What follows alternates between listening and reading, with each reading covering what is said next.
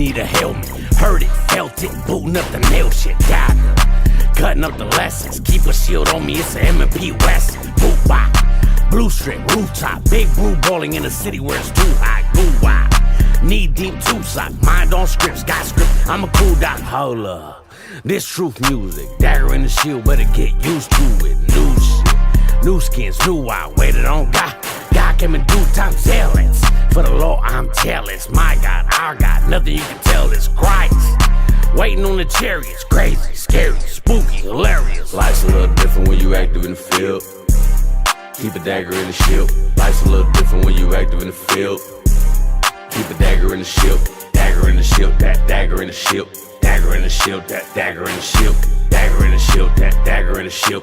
Life's a little different when you active in the field. On my shield, not a star, it's a lily. Riches up in heaven, but I'm still getting chilly. Bible in my hand, but I'm still toting Billy. Niggas wanna stop it, they gon' have to come and kill me. And I'm a west side nigga, and I get it crackin'. I get the waving arms like a beauty pageant. I got the faith in the works, I don't do the acting. Big Sakari on the chest, niggas know the facts. You can look me in my eyes and tell I've been testing. I tell the truth and not only, I'm never gonna stretch it. Cause I don't got $1 million, they missing the message. I think God I made it out, those part of some messages. I really grew up in the war, told me to be a soldier. Suffering from PTSD, asking God for closure. All my prayers go to Yahweh, I don't say Jehovah. I'm trying to walk in Christ's ways while them niggas be posers. Life's a little different when you active in the field. Keep a dagger in the shield. Life's a little different when you active in the field. Keep a dagger in the shield. Dagger in the shield, that dagger in the shield. Dagger in the shield, that dagger in the shield. Dagger in the shield, that dagger in the shield. Life's a little different when you active in the field. 10 toes, put in work for a Mashiach. Praying niggas value in the picture like a Basquiat. Close your eyes when you look, they just copy out. Yeah, they hating, but these niggas, they can't stop me out. Niggas say they hit the field and they run plays. That's big cap like your granny on Sundays. To the kingdom, one door, yeah, it's one way. Don't turn them down for these laws, we gon' run fade. Blue strip, gold fringe, and the gold rollie. Gold slogan, 3 B's, all my brews know me. The word got these demons mad, close fists like Arthur. Cause I go against the grain, I'm a bad barber. You see the crimson and gold, nigga. True nation run the west, we in control, nigga. TNC dagger men, shit is real. Wartime, we here to kill with the dagger in the shield, nigga. Life's a little different when you active in the field. Keep a dagger in the shield. Life's a little different when you active in the field. Keep a dagger in the shield. Dagger in the shield, that dagger in the shield. Dagger in the shield, that dagger in the shield. Dagger in the shield, that dagger in the shield. Life's a little different when you active in the field.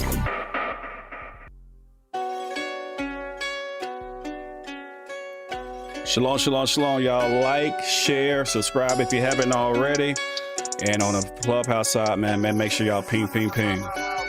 Ain't rockin' with no false prophets. Don't know what that feel like. Gon' wanna hear about your dream. No Martin Luther King, boy, this is real life. You came in like a savior, like you had a favor. My people still die. I can hear the pain and they still cry. They still sighing, you still alive. Ain't rockin' with no false prophets. We don't know what that feel like. Don't wanna hear about your dream. No Martin Luther King, boy, this is real life. You came in like a savior, like you had a favor. My people still die. I can hear the pain and they still cry. They still sighing, you still alive. It's a lot of bloodthirsty wolves rapping in the prey wearing sheep's clothing. And I don't like snakes, keep my grass cut so low you can't even mow it. Boy, your ears itching, you a hypocrite. What you doing when the book closed? Woe to the pastor that scattered the chosen, causing division, we gotta expose it. My people, they out here starving, you at the ATM making deposits. Some of these niggas be worse than these Christians with fringes and ribbons on hips of their garments. Do anything for the clout, praising your house shot out of your mouth. But lead us to slaughter like slaves in the auction, you traded your life in the field for a house. In the latter days, there'll be many that are going to depart from the faith, giving heed to seducing spirits, doctrines of devils, falling away. And in that day, many shall say, have we not prophesied in that name? But all those that loathe thy law, the same will know it after death through pain. Like damn, you was just banging on Esau. Now you all hell banging on these laws. What's up with your doctrine? I thought you was solid, my nigga. I never thought you was a fall. I know we all gotta answer to God. Yeah, how wish I know that I'm bearing my cross. But any man teaching, don't keep the commandments. At least up in heaven, I'm praying for y'all.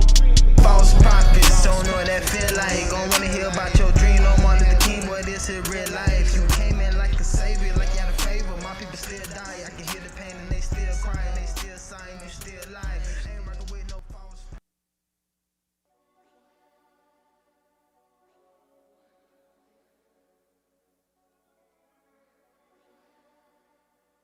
It's Friday night, and you know what time it is. It's another episode of Inside the Nation Radio with your host, Abaya Adonaiah. Hit that subscribe and like button. It's showtime.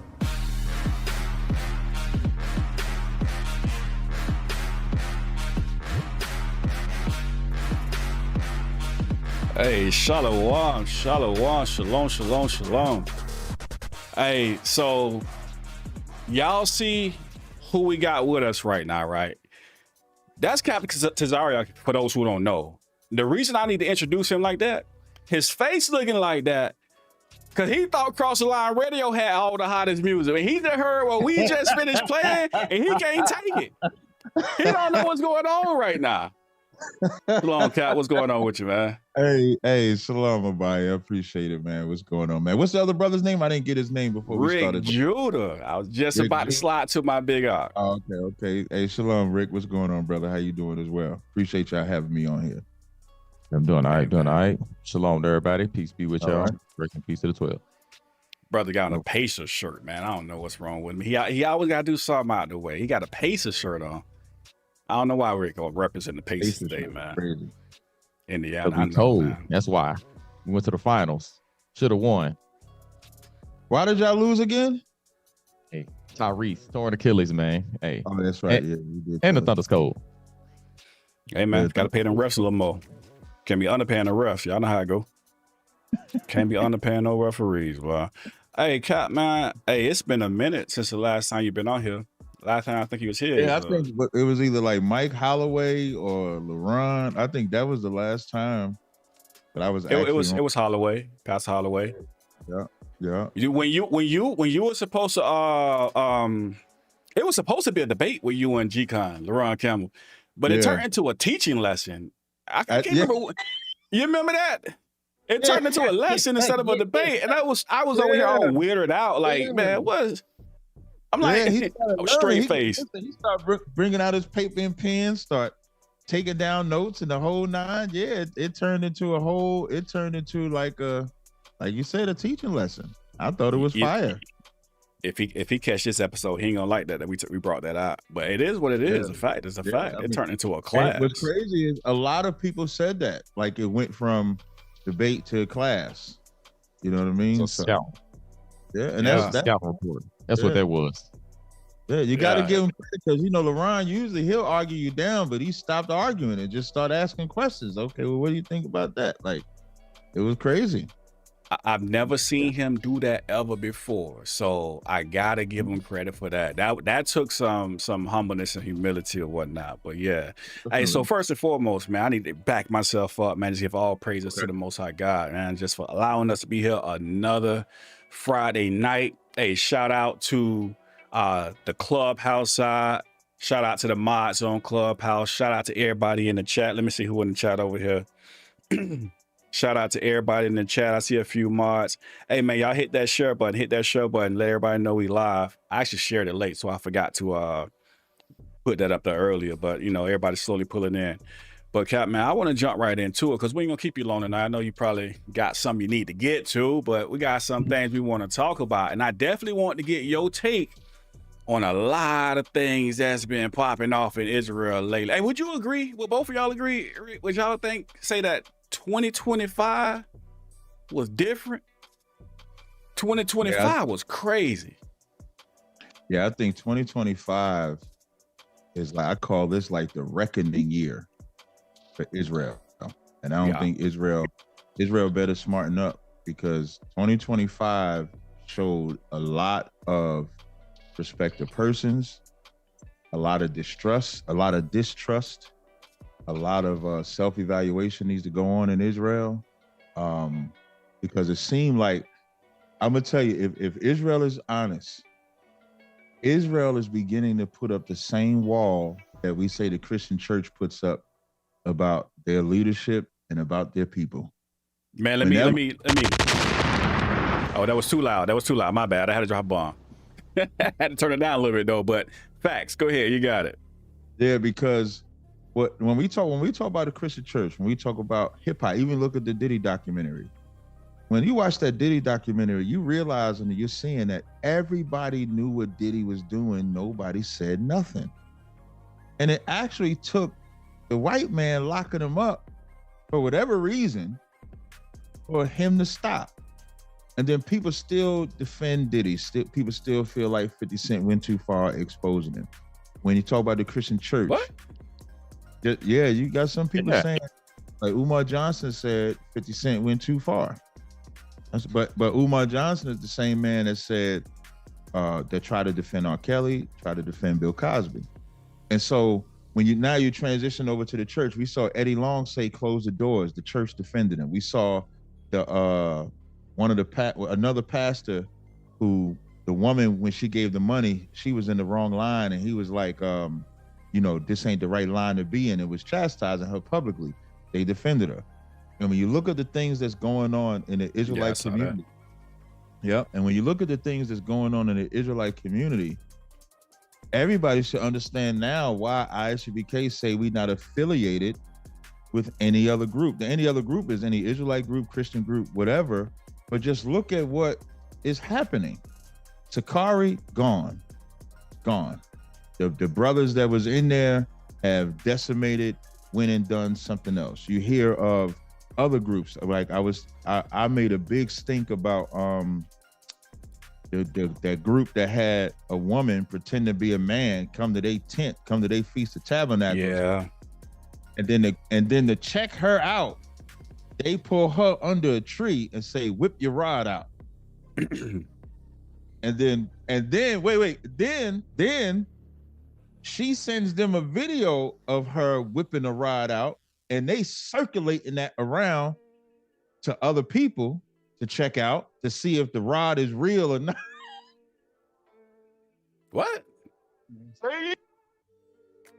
You're not joking. This really happened. No, I'm not joking. This really happened. She sent them a video of her pulling a rod out of her boxer drawers to show them that she had a male body part.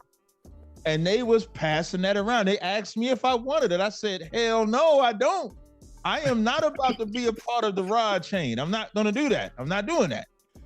And so, listen, then they went as far as to send this woman to get a, what is it called? It's called a gender test, like where they go test to see if she was born a man or a woman. They put this woman through all this torment to know that she was just a woman. And the crazy part, and this all started from her being able to go on Clubhouse, make her voice sound like a man's voice, talk about the Bible, and people just believed it. People just believed that this woman, who was clearly a woman when you look at her, was a man, taught the Bible so well, brothers invited her to the group. When they found out she was a woman, and she brought a woman, and the crazy part about it, she brought a woman with her. Wait, hold on, Cat. Hold on. He was not, because we covered this when it happened, but we really ain't we just try to, we need to call out what need to be called out, in Israel. Mm-hmm. So you telling me that she was actually teaching, leading, as, so she was an elder teacher on Clubhouse and ain't nobody noticed? No. Yeah, I don't want to say leading, but she was teaching on Clubhouse. She was reading scriptures on Clubhouse as a man. They believed that she was a man. So much so they invited her to their Feast of Tabernacles. She brings a woman with her because she's gay. So they had lesbians at their tabernacles. And all of this. Yeah, I know about that part. Right, and all of this transpired on Clubhouse. And my point of saying the reckoning for Israel is that Israel is, and then after all that gets exposed, that same group still gets to go and be men of the Most High. There's no self-evaluation. There's no elder, as they would call it. There's no sitting down to relearn how to be whatever it is you think you got to be an Israelite. You're just allowed to go and keep teaching. When you go to what happened with Guerrilla Hebrew, when we find out what happened with Guerrilla Hebrew, there's nobody that talked about it more than me. And I always tell people this is why I talked about Guerrilla Hebrew as much, and even he respected it, is because if I didn't, I would be like what we say the Christian church is with Eddie Longs, with all of them, where they get defended because everybody know me and Guerrilla Hebrew's relationship was cool. We didn't have no issues at all. Any issue we had, I had to just sit down. This kind of covers two things. I had invited IUIC and Sakari to my Atlanta school. This was back in 2023, I believe. 2023, I invited them to my school so we can work out whatever differences that they had with the school, with ISUBK. Gorilla Hebrew came, apologized for the things that he said about Commander Jenny Hanna. And so we was all right. So everybody knew that, you know, we was cool. So when that happens, it's like, okay, is Capt gonna protect Gorilla or is Capt gonna condemn Gorilla? And I condemned him because that's what we supposed to do. But people wanted him to be able to still be the chief high priest. So I don't like Israel. Israel has a horrible Israel. If we don't get it together, we're no different than the Christian church. There's nobody that sits down. And I want to highlight a brother, Priest Daniel Allah from Lions of Israel, right? A lot of people don't know this. I don't think he's ever said it, but I always tell him, whenever you hear me talk about Israelites, I'm never talking about him. I told him this since 2014. Anytime you hear me say Israelite this, Israelite that. And the reason why I say that about him is because he's a brother that has earned that respect from me since I've known him. Never heard nothing or anything. But I think the Israelite nation disrespects the shit out of Priest Daniel Allah. I think Daniel Allah, all these Israelites that start these groups and everything like that, they always say, well, Daniel Allah is my elder, Daniel Allah is my elder. And I think they all are liars. All of them are liars. Because when I talk to Daniel Allah, or when things goes wrong, and you'll hear Daniel Allah said, I told him not to do it. They didn't listen to me. He cannot be an elder. There's no point, like I got generals and captains over me. There's no point of having a captain or general over me if they tell me something and then I don't listen to them. And nobody listens to the advice of Priest Daniel Allah. It's to the point I wish Priest Daniel Allah would stop. And I'm talking about everybody, all of the different camps, if y'all want to call them that, or schools or congregations, whatever y'all want to call yourselves, that have rejected the counsel of Priest Daniel. What is the point? And I'm saying that to say, people could say they don't like ISUBK and our stance. Well, what is the reason you don't like Priest Daniel Allah and his stance? Because Priest Daniel Allah is in support of you building whatever it is that you want to build. I'm not. I don't want you to build. I don't want you to build nothing. I would rather you build it under a strict order. Daniel Allah is the opposite. So you're kind of getting what you want, where you have somebody that comes from the old school, as they're looking for somebody to come from the old school. You got Priest Daniel. Somebody that knows some of the old way, you got Priest Daniel. Somebody that can advise you got Priest Daniel. But you don't listen to what he says when it counts. You only listen to what he says when it helps your side. So is learning. And even when you go back with the Sikaris, right? I want to shout out Zara. I think she came up with this term. It's called the assover. When they had that assover, right? House of David, another group of men that I respect. If I can give a side story, when I went to Israel, House of David happened to be there the same time that I was in Israel. And so they reached out to me. They was like, Cap, have you ever seen this part of Israel? I said, I ain't never been to Israel. I was staying in Ashkelon in Israel. I can't remember where they were staying. I can't remember exactly Telerad areas where they were staying at. And those men drove 90 minutes to come and get me, just to drive 90 minutes back to take me to different sites. So when y'all see me see Sodom and Gomorrah, the Dead Sea, Mount Olives, stuff like that, Barak, Mathathawa, and the other gentleman that was with him, they're the ones that brought me there. They established something called Masharala. I believe that's how you say it, right? And Masharala is something that they wanted all the groups to come together so they could work out issues, work out problems. When Passover happened, now Sakarian was a part of that. When the Passover happens and they say, hey, you got to sit down and regroup, they left it. So when people talk about ISUBK and our stance and y'all want something that's more congruent to us coming together, what we're finding out is that Israel only wants to come together if they can do what they want. But if you ever restrict them and tell them what to do, they're just going to break off from you, do what they want. And then we see the ramifications of them doing what they want. This is a horrible year for that Israelite community. It is. Let me ask you something real quick along those lines.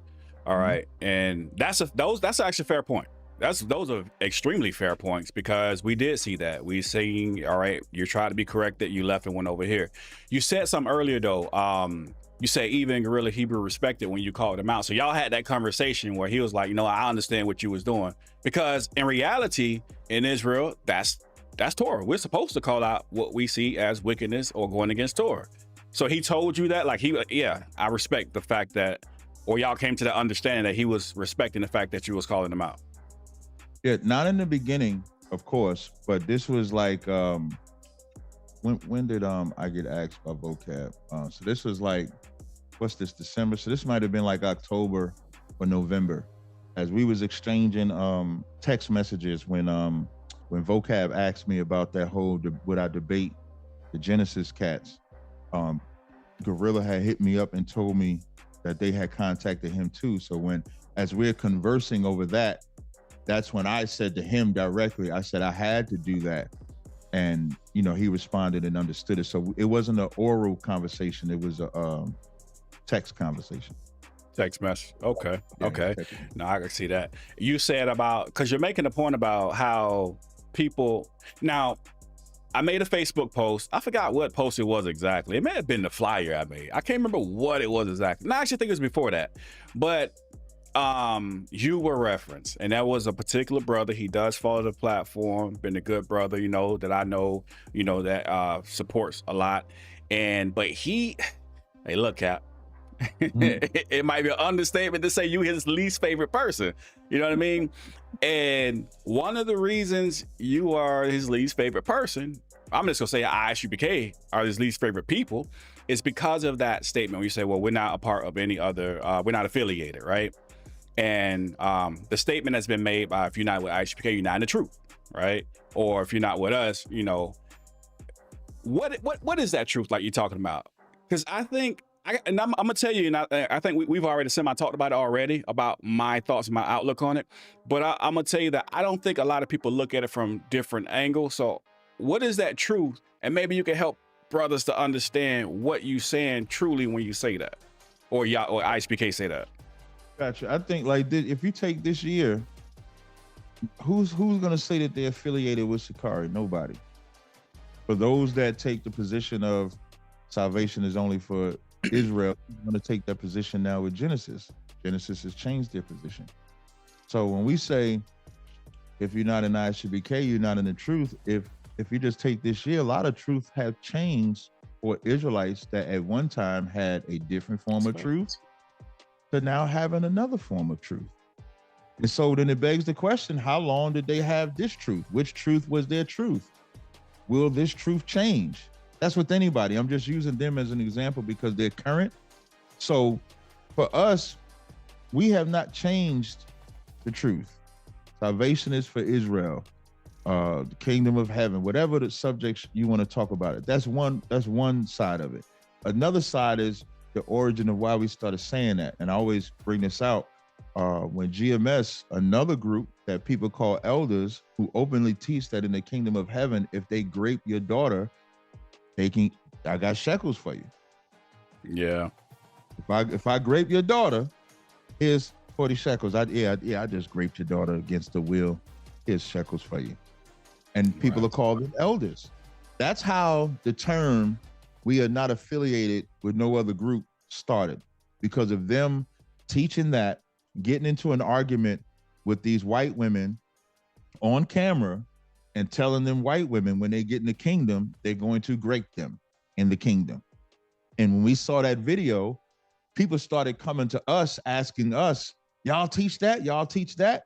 And so we never had a stance that kind of separated us from that. So that stance of, if you're not an ISUBK, you're not in the truth, started because of that, because we wanted to be separated from everybody, not just Israelites. That goes for Israelites, Christians. So now from that moment going forward, because I think we started saying that in 2012, from that moment going forward, if anything ever transpired in Israel or anything ever transpired where they could try to blame it on Israelites, we could say, well, we've been saying we're not affiliated. That's the origin of why we say that.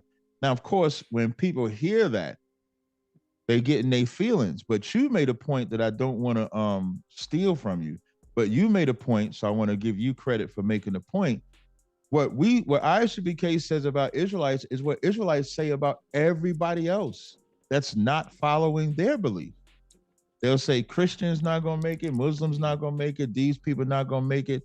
I don't know why people get it. If somebody told me, Capt, you're not in the truth, it wouldn't even mean anything to me. Like ISBK shouldn't bother people that much when we say if you're not in the truth. The only way I think it bothers you is if maybe you question if you in the truth or not. Because if you feel you have the truth, why does what we say about it matter? Especially after we give you the explanation. Because now the question that I would have for them, Abaya, is GMS that teaches that you can grape a woman, you're gonna sleep with 12-year-old girls. Is that the truth? Hey, listen, Cap. Let me reply, and Rick, if you want to jump in. But listen, so my former career. I got a little resume. United States Navy. I done been a paramedic. Done worked in the jail, law enforcement, tactically trained. Did all that, right? Now, each level that I'm going up, and I finally got to the law enforcement level. So they do like interviews. They interview your family. They want to know your background. They want to know everything about you. Right.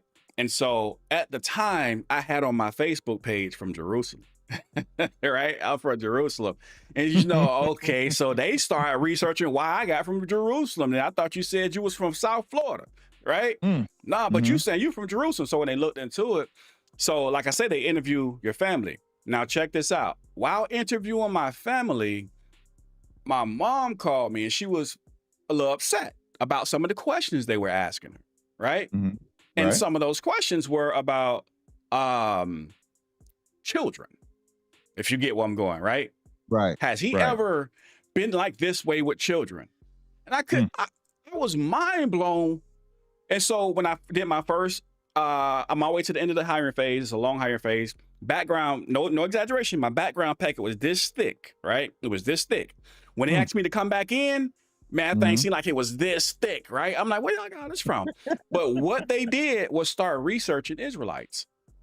And when they started researching Israelites, out of all the groups that they researched, guess who it was? The group I just said. What you just said. Yeah. And that's why they was asking those questions. And at that point, I had to disassociate myself. Like, no. It ain't not like that. And I had to, turn like, hey, listen. There are some radicals in every religion you go into. Hey, the Klan said they got to kill black people in the name of Jesus. Are you part of the Klan? No. And they're like, oh, okay, we get what you're saying. Like, but I say that back to your point, because that's the first time I ever heard why y'all started saying that. Right. And to that point, and we're going to get people to, so we're going to open up the phone lines if y'all want to call in, quick question, quick comment, say what up, whatever the case may be, and come up to the stage or whatever. But to that point, I can't say that's not fair. I can't say that's not right. And real quick, I'm going to land and I'll pass the mic to Rick if you want to jump here too. What Capt was talking about earlier when he said the point that I made, I started looking at it differently because I started asking myself, is that any different that I tell my Christian brothers and sisters, family, cousins, uncles, whatever, like, you ain't getting in the kingdom. Now, I know some people going to still disagree with that. They're going to be like, well, we saying it based off what's the Bible actually say, but you're still saying off what you believe and what you understand to be true. You're still telling them that they're not getting into the kingdom. I'm like, well, that's kind of the same exact thing that y'all be hating on the UPK for. And so that's what made me that realization start coming. I started thinking about it from that angle, if y'all was confused on what he was saying earlier. But yeah, before you it's never been something I've been offended by. I've never really took it like, oh my gosh, I can't believe they say that. I can't believe that. I mean, at first it is kind of like, it's a shock. Everything is a shock, especially when you first come to the truth. When I first heard, Caucasians were the devil, I was like, oh, wow. But then it's like, well, okay, I'll go ahead and hear it out, and that's kind of what it is. So when I first came in, of course, I made no secret. I said, I came in with IUIC. Everything that's being taught there, they're saying, if you're not here, you're not in the truth. They don't say it, but they say it. So if you're getting the teachings, you're getting the understanding, they're trying to get everybody under that umbrella, believing the same way, keeping the commandments the same way. of course you're gonna believe that. It doesn't even make sense. Kind of like the same thing when I said like, hey, and I don't take that back. And when I said, hey, if you ain't congregating, if you ain't got a fellowship, a group of believers you with, you not in the truth. You ain't keeping the commandments. You know what I'm saying? You're not gonna make it. And it is what it is. Now, does that mean that it has to be a named camp? No, but if you ain't got a group of people you with, same thing. You have to actually stand on what you believe. And if you don't stand on what you believe, then how can you say you believe it? You got to actually draw a line. It's called boundaries, barriers. If you ain't got barriers, then what you saying, does it really stand, or is it just, lip service? Facts. Real quick, Cap, before you jump back in there. Hey, listen, there's 202 people watching. We got 53 likes. Like, listen, I tell y'all this every week. I was raised in the South. Before we go in somebody's house, we wipe our foot off on the rug. And how you gonna do that on the platform online is by hitting that like button. Wipe your foot off on the rug. Show respect when you come in. It's free. You don't even have to pay for it. Come on, man. It's free. If you're on the Clubhouse side, hey, support the platform. Ping, ping, ping. Let's get involved in the conversation. Because I think there's some good points that's being raised. Everybody like to sit back and be mad at him. Well, he just made some great points. We about to open the phone lines here shortly.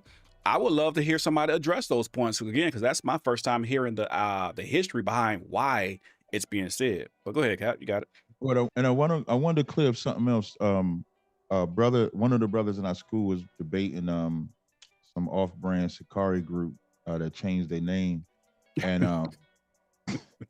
I changed my name too. But one of the things he said, I just want to make sure it's clear. We don't teach that you won't make it to the kingdom if you're not an ISUPK. That's not something that we teach. And that's why I wanted to explain what we mean when we say you're not in the truth. So I hope everybody understands that. But we do not teach that you won't make it into the kingdom unless you're an ISUPK. We don't teach that. I don't know if when the brother was in the middle of the battle, he just wanted to stomp him out like that. But we don't, that's not a teaching that we actually teach. So I just wanted to make sure that was clear. I want to be able to clear Cap, I think that's literally what everybody believes. You saying if I'm not an ISUPK, then we can't get into the kingdom. It's basically saying we're not true. That's not what we're saying. You know what that reminds me of, man? I remember when I first came on Clubhouse, and two of my favorite sisters of all time on Clubhouse is Akira and Humble Lily, right? And I remember when I came on there, and as you know, we build relationships and stuff like that, they told me that brothers was teaching that a single sister can't make it into the kingdom unless they're married to a man. And that's what that kind of reminded me of. And I had to actually go and defend those two sisters against brothers that was teaching that madness. So I just wanted to make sure that part was clear. When we're saying you're not in the truth, that's what we mean. As far as whether you're making it in the kingdom or not, that's up to the Most High. I just wanted that to go on the record. Real quick question. But the question was, Tazaryach, I know you said, so you're basically saying it in Romans 14, James 4, where it kind of talks about like, if as long as every knee shall bow, as long as a person's sincere, it is what it is. Is it kind of that type of? Yeah, that's up to the Most High. Right. Okay. So, Cap, now we got to talk about it. Somebody asked me, right? They said, Abaya, you see the online war that's going on? I said, the online war? Yeah. I'm telling you how I was phrased. I'm telling you what I was told, right? ISUPK in Genesis. I said, oh man. I say, and I have seen a few things going back and forth. So I was like, man, I gotta ask him about it. What's this whole thing? Like, why did, I'm not gonna call it an online war, but I know there is some disagreement. Why the back and forth, the disagreement with Genesis? Like, what's going on with that situation? I don't know if I could call it a war, because we've never actually went to war with each other. Closest was last year, Hassan came on my live stream, and I actually just tried to have a conversation with him. I didn't want to debate. If anybody looks at my past, my history of debating, I've only debated technically one Israelite. His name was Yara on reincarnation. Outside of that, the other closest one was Zion Lex, but he punked out. That's the only two Israelites that I've had any form of debates, because debating Israelites not an advantage for ISUBK. So that's why, if anybody wants to know, but I would have had a conversation. Excuse me. So I tried to have a conversation with him. It was just turned into a debate. The issue that I had with anybody, so it just so happens to be Genesis. I don't personally know Deacon. I don't personally know Hassad, even though I met Hassad, but I just didn't remember. Hassad reminded me because he used to be in ISBK too, and he reminded me of him staying at my brother Zakar's house in the Bronx for a Passover. So it's more so about what people like that are doing to the Israelite community. For some reason, Israelites think it's fun to just debate. I made a post the other day, like, if you couldn't debate, would you be in the truth? I made that post because debates is cool, but I remember Kadazar debated Darash on his Ruth the Moabite. I remember that. Mm-hmm. The consensus was that Kadazar won. People that believed that Ruth is a Moabite came to Kadazar and said he won. But even though they said he won, they said, but Ruth is still a Moabite. She's not an Israelite. And that's all you need to know about debating Israelites. It's not gonna move the needle. It's not gonna move the needle in the sense that, oh wow, you opened my mind, so now I'm gonna come to your side. But when I go into the Christian world, when I go into the media world, like with the WAC 100s and stuff like that, I move the needle consistently. The issue with brothers like, and it ain't just Genesis, it's Sakari, it's any Israelite that does not take this job seriously, I'm always gonna have an issue with. What do I mean by seriously? You do not, if you take the position as elite, I think in Sakari, he was a deacon, he was number 2, right? If you take that position, your life is not your life anymore. Your life belongs to the people that you're saying you're leading. It belongs to them. So everything you say, they might believe you. Everything you do, they might believe you. And when you tear down their belief, I'm the one that people may not notice, but I'm the one that people come to and say, Capt, are you going to speak about this? Capt, can you do this? Capt, can you talk about this? Nobody's talking about this. I believed them. I thought they was this way. Now they this way.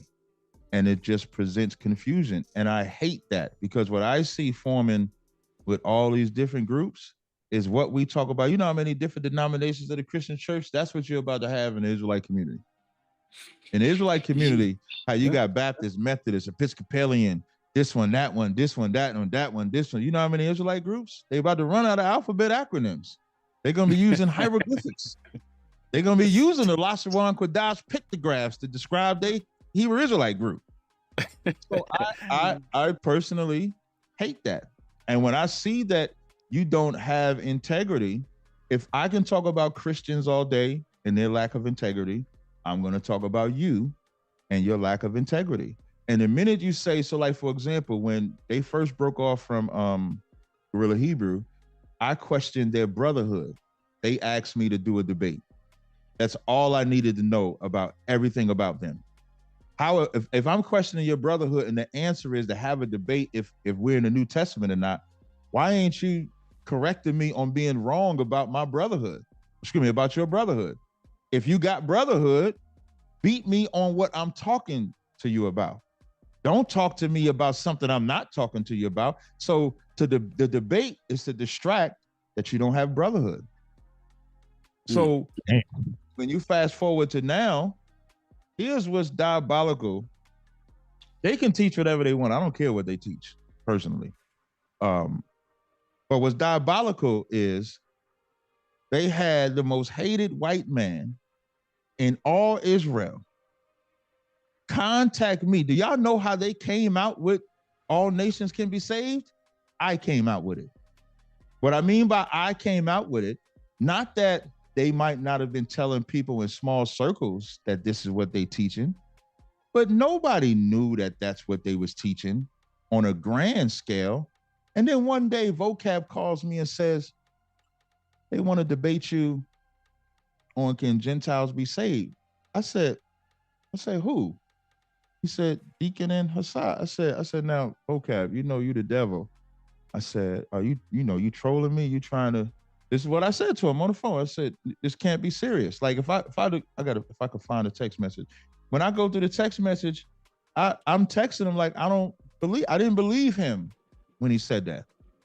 And then he's like, nope, that's what they want to do. It could be a 2-on-2. It could be blah, blah, blah. And so I sat on it. I text Hassad like 6 a.m. because me and Hassad would text each other.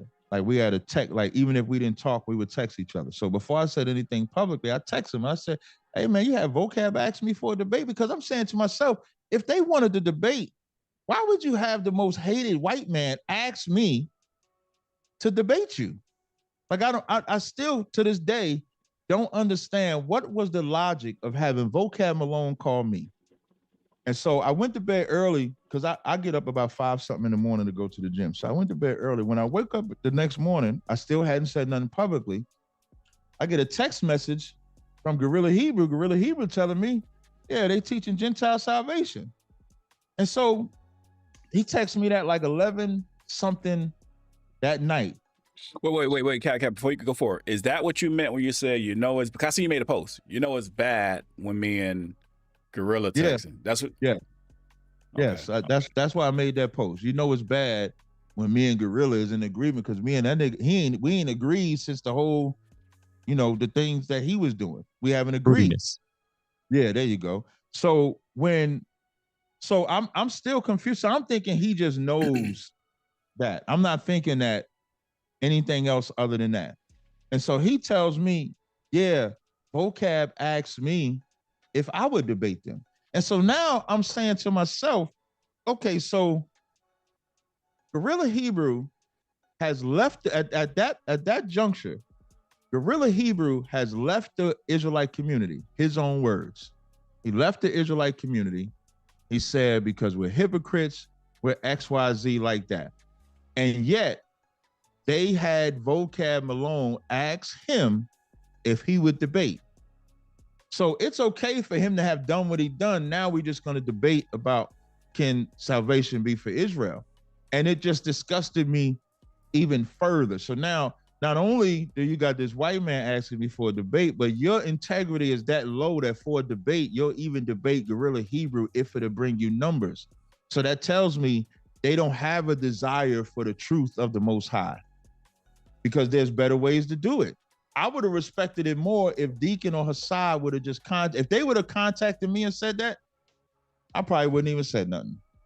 I would have let them do it however they wanted to do it. Let them come out on their own time, reveal it, XYZ like that. But to have Vocab Malone contact me was the most disgusting shit I ever heard. They'll never in their lifetime get respect from me ever. So it ain't have really nothing to do with them, you're saying. It's the process or the method in which they took during this whole process. Yeah. Their lack of integrity. Yeah, like you going to Vocab. And we know what Vocab calls us terrorists, says we're not Israelites, says we're not anything. So for me, Vocab Malone is the chief head priest of Genesis. That's their leader. That's their that's their God.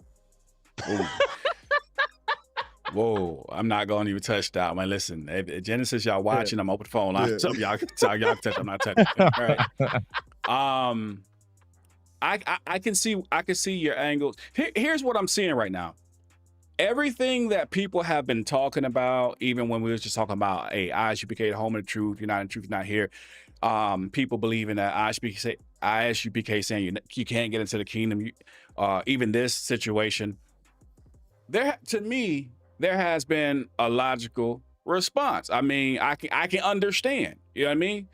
Matter of fact, let me get the chat involved. Okay. Hey, chat. Mm-hmm. Now it's over 250 people, and we still got 100 likes, man. 110 now. Oh, hey, let me tell you what I would do for that, Abaya.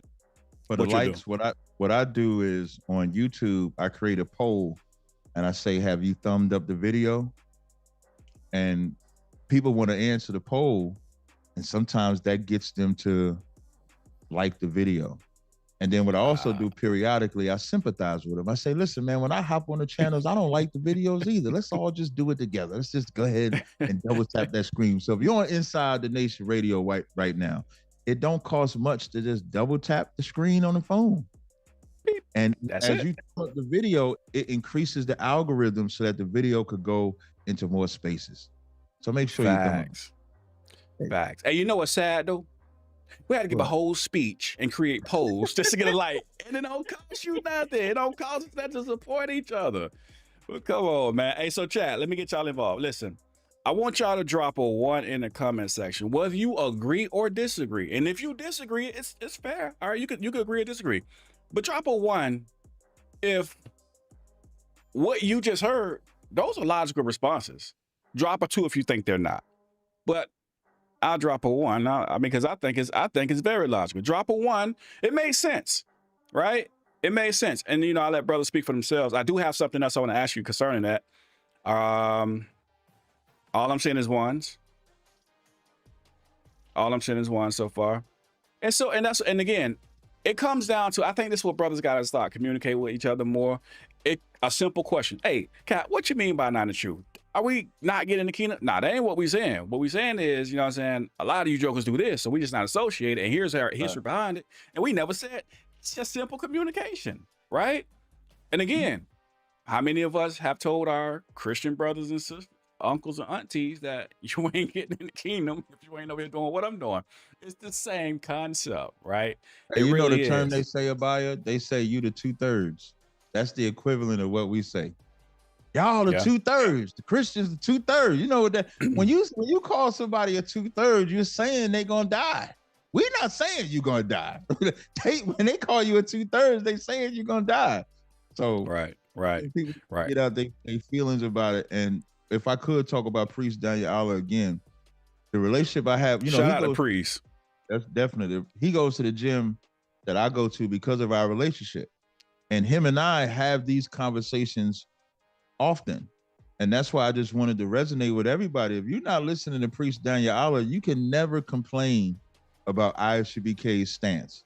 If you some Israelite camp out there that calls Daniel Allah, Priest Daniel Allah, your elder, and you never listen to him in the crutch, in the grind, when it counts, when he's telling you not to do something, then you're worse than what we say, because that's a brother that is actually trying to help you, and you reject his counsel. The scriptures say, when you seek counsel, repent not. But you know how many groups don't listen to Daniel Allah?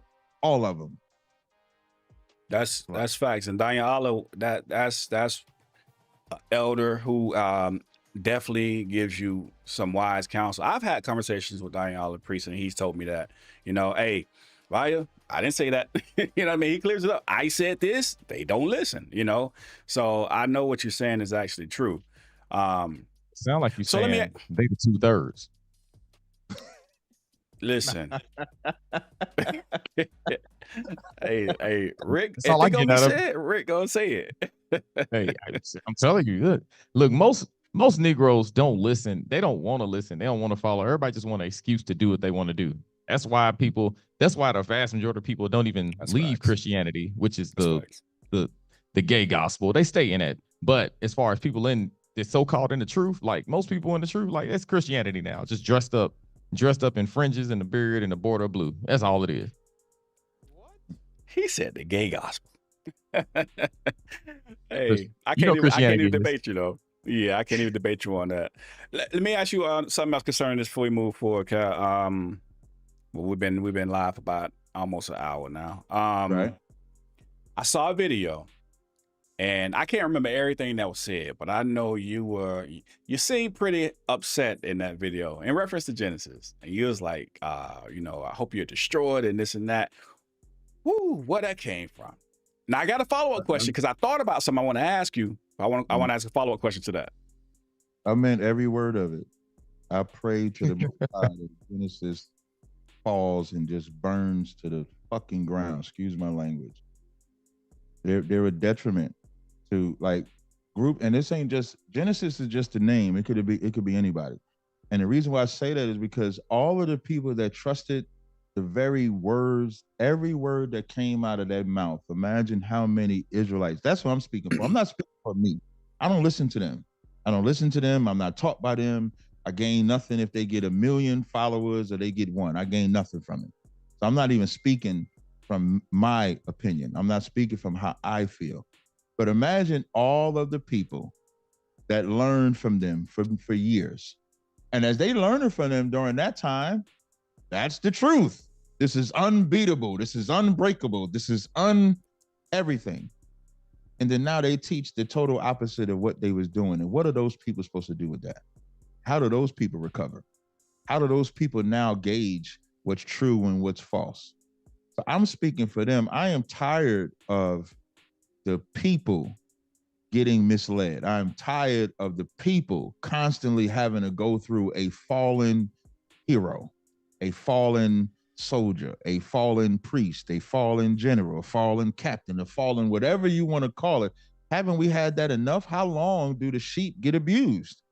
And I'm tired of seeing it. And this ain't a new thing with just Genesis. I remember when that thing happened with Hassan Campbell, I did a whole rally, did a whole lecture with a Pan-Africanist because I hated what happened to him. I hated what transpired to kids when they were touched by adults. We dedicated a whole show to that because somebody has to defend the people. And one thing I'm good at is defending the people, and the people know it. And the people need to hear a voice where it's okay to not go along, because if there's no voice, everybody else goes along. What Israelites is out there saying that we should not go along with them? But so it ain't so much like I don't want nobody to think that I got personal, major issue or gripe or something like that. My issue is with what they're doing to the truth. It's not with what they're doing with their lives. They're nobodies to me.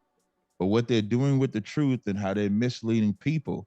When Christ said, if you offend one of these little ones, you've offended me. I'm paraphrasing the scripture. And that's who they've offended. Because now all those people, people hit me up and be like, Cap, like, what do I teach now? Like, I did Cross the Line Radio yesterday. As I'm trying to talk, as me and Tazaryach is talking about the debate that we had on Matan's platform versus these two prominent white Christians, every caller that's calling in is calling in based on what they're saying. And the crazy part about what they're saying is not new. The scriptures ain't new. The breakdown ain't new. The understanding ain't new. It's just the voice is fresh. The voice goes from somebody that was teaching one way to now he's turned. So if he's turned, maybe there's some truth with it. I've had better conversations on Gentile salvation with Dre and Triller on Clubhouse than I've ever had with majority of the Christians that I've ever debated. And so it's not a war to me. It's a reckoning. It's a reckoning for all Israel to wake up. And the Bible says, let God be true and every man a liar. So I don't have no war with them, but I do want them to burn to the ground. Like I want the Christian church to burn to the ground because they're misleading my people. So let me ask you this. Go ahead, Rick. You got it. No, I was gonna say, I just want to jump in. It's really fast. Like, here's the thing, and I'm seeing some of the comments, and it seems like somebody's having an issue with it. Not just him. I've seen somebody else say it, that he's saying he wish an organization or what's going on with this, what they doing would burn to the ground. I have a problem with people being more offended at somebody standing for the word of God. Psalm 97:10 talks about ye that love the Lord hate evil. How can you be in the truth and you don't hate evil? If you see something that's evil, you should want it to be eradicated. Why would you be okay with it still being around if you dislike it? So yeah, if it's anything that I think is against the Most High, I want it to burn to the ground. I don't care if they call themselves Israelites, Christianity. I don't care what they are. They're against the Most High. Yeah, but people are more offended at that than sin or any type of wickedness. Anything that's going against the wisdom of the Most High. Yeah, you should be offended at people going against that. That's the problem. And I don't know. It's just crazy to me. No, I get what you're saying. That's what I was going to ask Cap too about. So when you say Genesis, you're saying the organization, the camp? Are you talking about the people personally, the brothers personally? Like, you see how Sakari burned down to the ground, just like that. But is that the you want the organization to stop because of what the organization is doing? But what about the actual brothers? Yeah, I ain't wishing no. I don't want them to burn. I ain't got that kind of power. Only thing I will say though, Elijah did say after he beat them 450 prophets of Baal, he did slay them, but we not in that time, so I ain't gonna go that far. But that'd be like calling the prophets of Baal, wouldn't it? Wouldn't that be you saying that? We talking about Israelite brothers here. That's what it's like though. When you start teaching that, when you start teaching what Christians teach, that's what we're saying. Because what I'm saying should happen to them is what we say should happen to the Christian church. Christian church should burn to the ground too. So they're teaching what Christians teach. It's no different to me. The reason why people are offended by it is because if you call yourself an Israelite, have an Israelite name, for some reason, like Israelites' mentality just changed, where they think it's different because they got an Israelite name. It's different because they say Yahweh or Yahweh Shai, Yehoshua, or whatever type of Hebrew they use. They think it's different. And so I think that they should burn to the ground. I'm not talking about themselves burning, but Genesis should stand no more, just like the Christian church should stand no more. They should get themselves together. Even the transition of it, when you think about it, majority of people did not know that that's what they taught. And so boom, they just come out with it. There's no transition, there's no break, there's no nothing. So they go from leaving Sakari, no transition, no break. They go right into teaching. They go changing the different doctrines, no transition or break. They just go right into doing it. So it's like a reed shaking in the wind. Like what will come up next that will change in the doctrine? And that's unstable for the sheep. The shepherd, like if they're the shepherd, they're destroying the sheep. I did have a conversation with him about the whole presentation. And that was one reason they came on the show, because, you know, they realized that, all right, maybe we could have did it differently, you know, the presentation of everything. So here's my follow-up question to that, because there's been plenty of question. I have a question that says, okay, when he said that about Genesis, his own brothers, why is the energy not the same for Wack when Wack disrespected everything that we believe in and stand on? The forefathers, the Bible, our God, and everything else. Oh, that's a beautiful question, because people in the world, are always going to get a different pass from me than people that say they're in the truth, because their understanding is different. So here's how I learned and why I deal with Wack this way. There's a video of Captain Tazaryach in our school.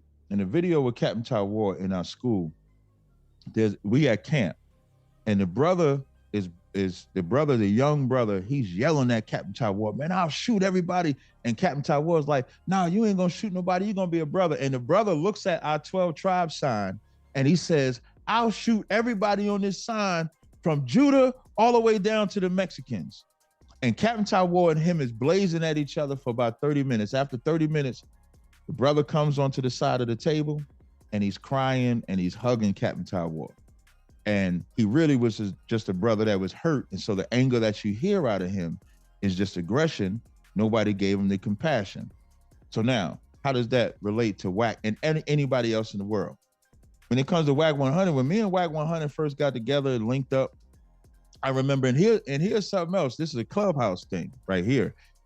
When me and Wack first linked up, I told Wack, I said on the stage, I said, Wack, we need a room for the Israelites. He said, no, you need to create a room. So I created a One West room. That One West room was for every Israelite on Clubhouse. So it was for the Sons of Thunder, the HOIs, the God First Gang, the Lions of Israel, all of them. I invited all of them over. Do you think they came? Not really. Sometimes they came, sometimes they didn't. So I tried to create an element where we could all come over to the 100 side, and then we can all deliver that truth. Now, as we're doing that, there's two sides of it. And this is what I mean about the fickleness of Israel. So when Wack brings me over to interview Kanye West, oh, Israel loved that. Israel was like, yo, we interviewed Kanye. They get to hear Kanye talk about being an Israelite, being a Jew, blah, blah, blah. When we have the fallout, the same groups, so I want to say that. HOI, for example, made a room saying that I should have never went over there. This will happen when you deal with them. And I'm saying to myself the whole time I'm saying and I'm dealing with them and I'm listening to the Israelites say that, I'm saying, what's the point of going to a place where they just want to hear what you say? So because me and Wack had an argument and he said the things that he said, that I should stop dealing with him, because at that time, brothers on the Hunter side was coming into the truth. And so Wack 100 is like Sinetta. Sinetta to this day would tell you he's not an Israelite, but Sinetta has done nothing but promote the truth since he's been in there. And Sinetta is another brother that has said, F your Bible, F your God, X, Y, Z like that. And people would say, Cap, why are you dealing with Sinetta like that? The same way they talk about Wack. And so over the process of time, me and Wack have argued, and then Wack have done things to help push the truth. Wack has brought me on No Jumper, able to push the truth. Then Wack went on Vlad TV, and on Vlad TV, Wack tells the whole world that Drake is an Israelite because Captain Tazaryach taught him that you're an Israelite according to your father, not the mother. So when I look at Wack 100, Wack 100 is never going to come into the truth, ever. Never going to be an Israelite, ever. There's going to be days, well, in the past, I would say in the past almost a year now, we haven't had no issue whatsoever. But prior to that, we had clashes. When you think about the environment he comes from a gang environment. He comes from a argue first, friends later argument. So I went into the conversation with Wack, understanding that in order to get through him and his people, this is what you have to go through. And it has helped out immensely. I got one more story. This is how small and this is how much this works. We have a prison program in ISUPK. Shout out to Captain Zakar. He has a prison program where we work with brothers in the prison program. And this is how small this world is, and this is how everything connects. So that white boy Matan, he had invited me to come on his platform. He had called me like on a Monday. We spoke on a Monday. He paid for my flight that Tuesday. I flew out there that Thursday. When I fly out there on Thursday, there's an officer named A Warrior that lives in Los Angeles, former Hoover. He picks me up from the airport. He comes from the prison program, came into the truth in prison. I think he's 30. I think he might be 36 or 38, and 18 of those years was in prison, if I'm not mistaken. So as he picks me up, he brings me to his house. I'm at his house. His wife makes me the best Philly cheesesteak egg rolls I've ever had in my life. I go do the interview. I go home. 2 weeks ago, Wack's wife, R&B, calls me on FaceTime. The first time she called me, I didn't answer. I couldn't get to the phone. She calls me again on FaceTime. When she calls me on FaceTime, she's calling me to make fun of her and I having an exchange. She says to me, now when I FaceTime and video her, it's a woman in the background, it's a man in the background. I don't know either one of them. And so, at least I didn't think I knew either one of them. And so she says, Cap, tell them about how I beat you in that debate. So we laughing about her beating me in the debate. I said, no, you didn't beat me in the debate. And then the brother said, Shalom, Cap. So when he didn't say shalom or shalom, he said shalom. So when people say shalom, I always think, well, he got to be my type of Israelite to pronounce it that way. So I'm asking him who he is. And so he tells me who he is. And he's a brother that I've been counseling for 7 months, never spoken to him a day in my life. I've been counseling him only on Instagram. So he would message me on Instagram, ask a question on Instagram. I would counsel him, advise him on Instagram. He said, I've been coming into the truth. I gave him the number to California. So now that connection that I got with Wack that got me in touch with, had a relationship with R&B, now got me in touch with the director. Then the woman in the back says, yeah, Cap, you loved my egg rolls. And when she says you love my egg rolls, I didn't understand what she meant. Then my brain went to, then she showed me her phone. She's FaceTiming her husband, who is Officer A Warrior, the brother that picked me up from the prison program. So how small of a world is it that R&B, that director who I'm counseling, and that woman is the wife of A Warrior, and they all working together now. Now, if I'm not going in these different spaces and working with these different brothers and not getting in my feelings because of what they might say evil about this or evil about that when they're not even in the truth, then the truth just doesn't get spread. to me. So I don't look at whack as I look at an Israelite, because I've put whack in the section of he's never going to be an Israelite, and he'll tell you that. But whack will willingly help me push this truth more than Israelites will help me push the truth. So real quick, hey, the phone lines are now open, and the phone number is at the top of the screen, 305-209-7902, 305-209-7902. Make sure y'all smash that like button. All right, smash the like button. Subscribe if you haven't. All right. If you call in, let's just keep it 100% respectful. I don't care if you agree, disagree. Y'all know inside the nation, we always show our guests the utmost respect, right? So if you call in, if you decide to call in, then, you know, just question, concern, comment, conversation you want to have, let's have it. But keep in mind, you can't be on the phone, 10 minutes straight. We'll give you about 5 minutes. Maybe if you're just having a conversation, we can do that on the clubhouse side. If you got anything you want to add to the conversation, come up to the stage. All right. But make sure before you come up to the stage, you get rid of that pink ticket. No pink tickets on stage. All right. So if you want to come up, raise your hand, come up, and have the conversation.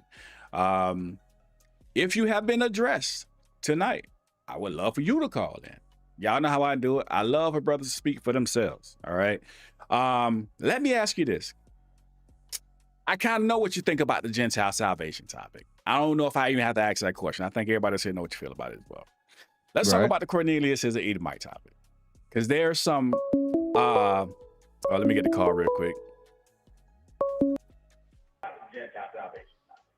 Caller, thanks for calling Inside the Nation Radio. Turn the show down in the background so it don't echo through. What's your name? Where you calling from? My name is Ashar Yahweh, coming from Lexington, Kentucky. All right. You say Yashar? Yeah, so Ashar. Yeah, on my way, please. Ashar Yahweh. Ashar. Okay. You out there with Rick Judah. Yeah, you're like an hour away, hour and a half. All right. What you got for us? All right. Capt, brother Capt. First of all, let me say Yahweh Bahashem, Yahweh Shabbarakatham. Yahweh. Hey, wait, hold on. Y'all must ain't watch the Zion Lex show. I'm just playing. Go ahead. Hey, listen, I'm just saying. Hey, we're gonna talk about that in a second, Capt. Don't go nowhere. We're gonna have that conversation. Go ahead. Yeah, man. To my brother Capt, man. Me and him, we have had dialogues before. He knows that I'm from Lexington, Kentucky, and I was once in Louisville, Kentucky, but I just couldn't find ISUPK up there. But I'm back home in Lexington now, and the brother has also counseled me on my marriage that I was in, but I'm not anymore. But he has counseled me and stuff like that, and the water for that. And just wanted to just bring out the fact that we are brothers. You know what I mean? And I'm not in no camp or whatnot, but at the same time, I take pieces of what you all teach. I take pieces from ISUPK. I take pieces from IUIC. I take pieces from, at that time, it was Sakari. It's a shame that I listened to Sakari for 5 years. And I've learned a lot of things from them brothers. Caller. Ace, hey, my apologies. Let me hold on. I got a message saying you're low on the clubhouse side. Hey, mine's on the clubhouse. Is he low to y'all? He's low, but I can still hear him. A little more volume would be appreciated. It's all the way up on that side. Let me try. Hey, caller, give a mic check real quick. I just want to make sure everybody be able to hear you clearly. Mic check. All right, I'm not sure why you're low. Okay, just go ahead. I'll try and get you up high. Also, the mods too. Hey, listen, while we having the conversation, if y'all got questions, concerns, comments, when the caller get off, or for the caller, or for the Cap, whatever, jump in there. By all means. Go ahead, caller. Con. And Captain is the reason why now I say shalom, because he broke down the shalom part. He broke down the shalom part. So those pieces that I have taken from all these brothers, and like I said, I'm not in no camp, and I was trying to be in ISUPK in Louisville, but I couldn't get in touch with them. But that's besides the point. Is that I love all my brothers, and we all should come together. Zechariah, what is it? Zephaniah chapter 2, verse 1. Aren't we supposed to come together? Aren't we going to come together as far as Zephaniah chapter 2, verse 1? You know, and for those ones that's going to make it on the chariots, this one that's going to go through the wilderness, we going to go through the wilderness together. And he going to, you know, take out the wheat from the tare.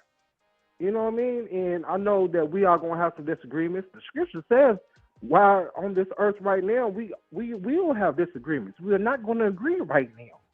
And I understand that. That's what the prophet said. That's what the scripture says. And I understand that.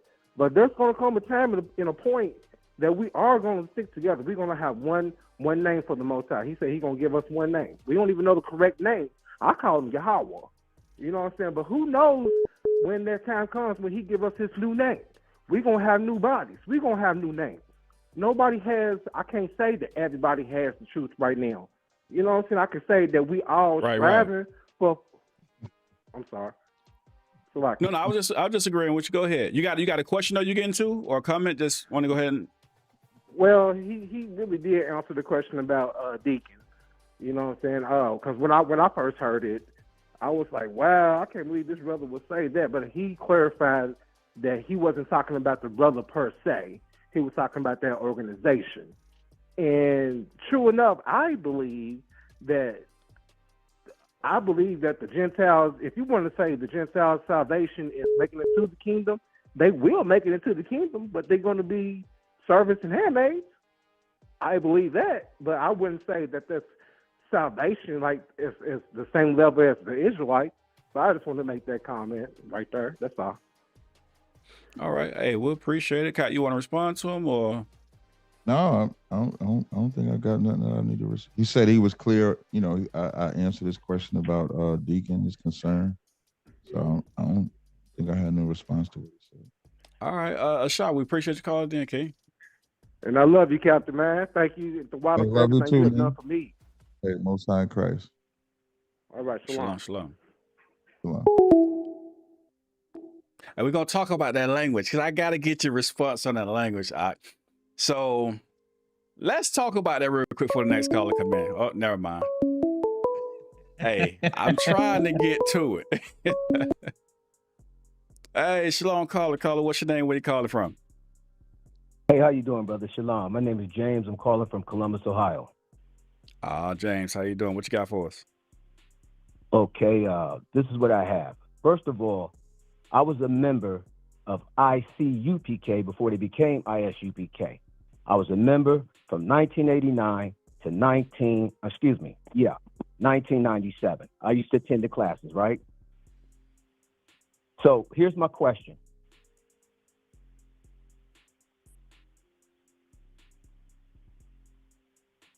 You with us? You still there?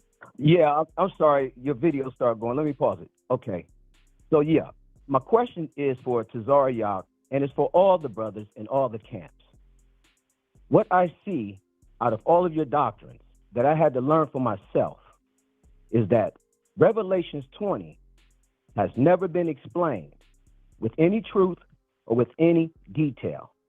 When you read Revelations 20, it's clear that Gog and Magog is all of the nations that God brought back. Why do we know he brought back? Because it's the first resurrection. It says they surrounded the heavenly city to try to attack the saints, and God killed all the nations. Now, when you get to Revelations 21, it says the 12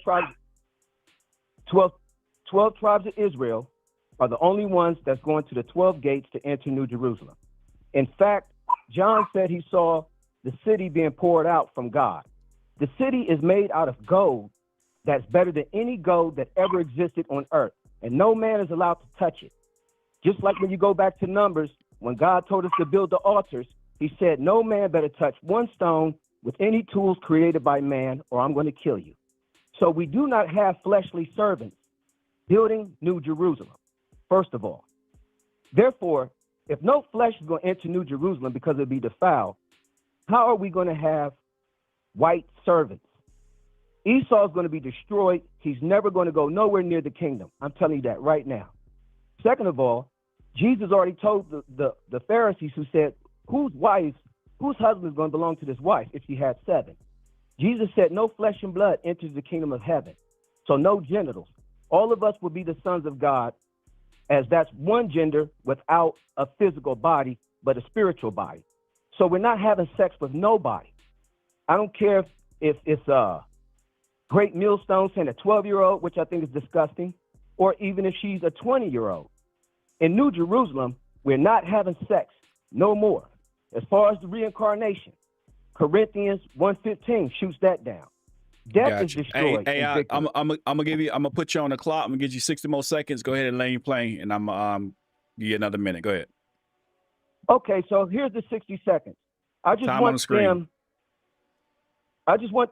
want them to break down Revelations 20 in great detail so I know where all the groups stand. That's all. So you want Cap to break down Revelation 20? Right, and then I want you to pass the message to Genesis, Great Millstone, all of them. I want to see every last group's teaching or preaching on Revelations 20, and that's going to clear up most of that confusion once they get down to that, to the nitty gritty. Also, Cap, you said that if people believe in a different thing, one at a time. One at a time. Let me see if Cap want to go with that, and one at a time. You want to? What point is he making? Yeah, all of everything he said is extremely ignorant and stupid to me. And but see, there you go. That's what I always say when I see you. You gonna have problems. Hold on, caller. Man. You so disrespectful. Right, I am. Just keep your mouth closed while I'm talking. I didn't talk. And you a bitch ass nigga too. Look at it. Oh, you didn't have to hang up on him. Hey, don't call it my shoulder. Yeah. You know. Hey, caller, man. You know that ain't how we roll. Ignorant, man. I'm not going to no kingdom that you can't have a wife. I'm sorry. Hey, I was about to say, hey, get that brother some lotion. Don't bring me to no king. That is not the king. That's hell. Like you talk about hell going. So you living forever and no wife? Like what you doing? What is heaven then? Like what is heaven? If there's no woman, if there's no children, if there's no family, if you don't have nothing, what is there? Man, no buns. I was a little confused. I'm sorry. We get a woman now in hell. You telling me in heaven it's supposed to be better?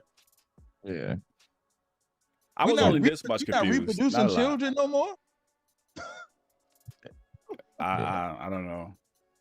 I don't know. For the record, you know Matthew, the 22nd chapter is about reincarnation. It's not about whether you have a wife or not in the kingdom. When Yahushua says in the regeneration, they need to marry nor given in marriage, because reincarnation happens when you come out of your mother's womb. When you come out the womb, you're not looking for a wife, you're looking for milk. So that's the context of that. Salaki. Hey, well, and that was your question. I don't even know what I'm doing with it. Like, you know, Rick, that was on y'all, man. That's y'all question, man. I give it.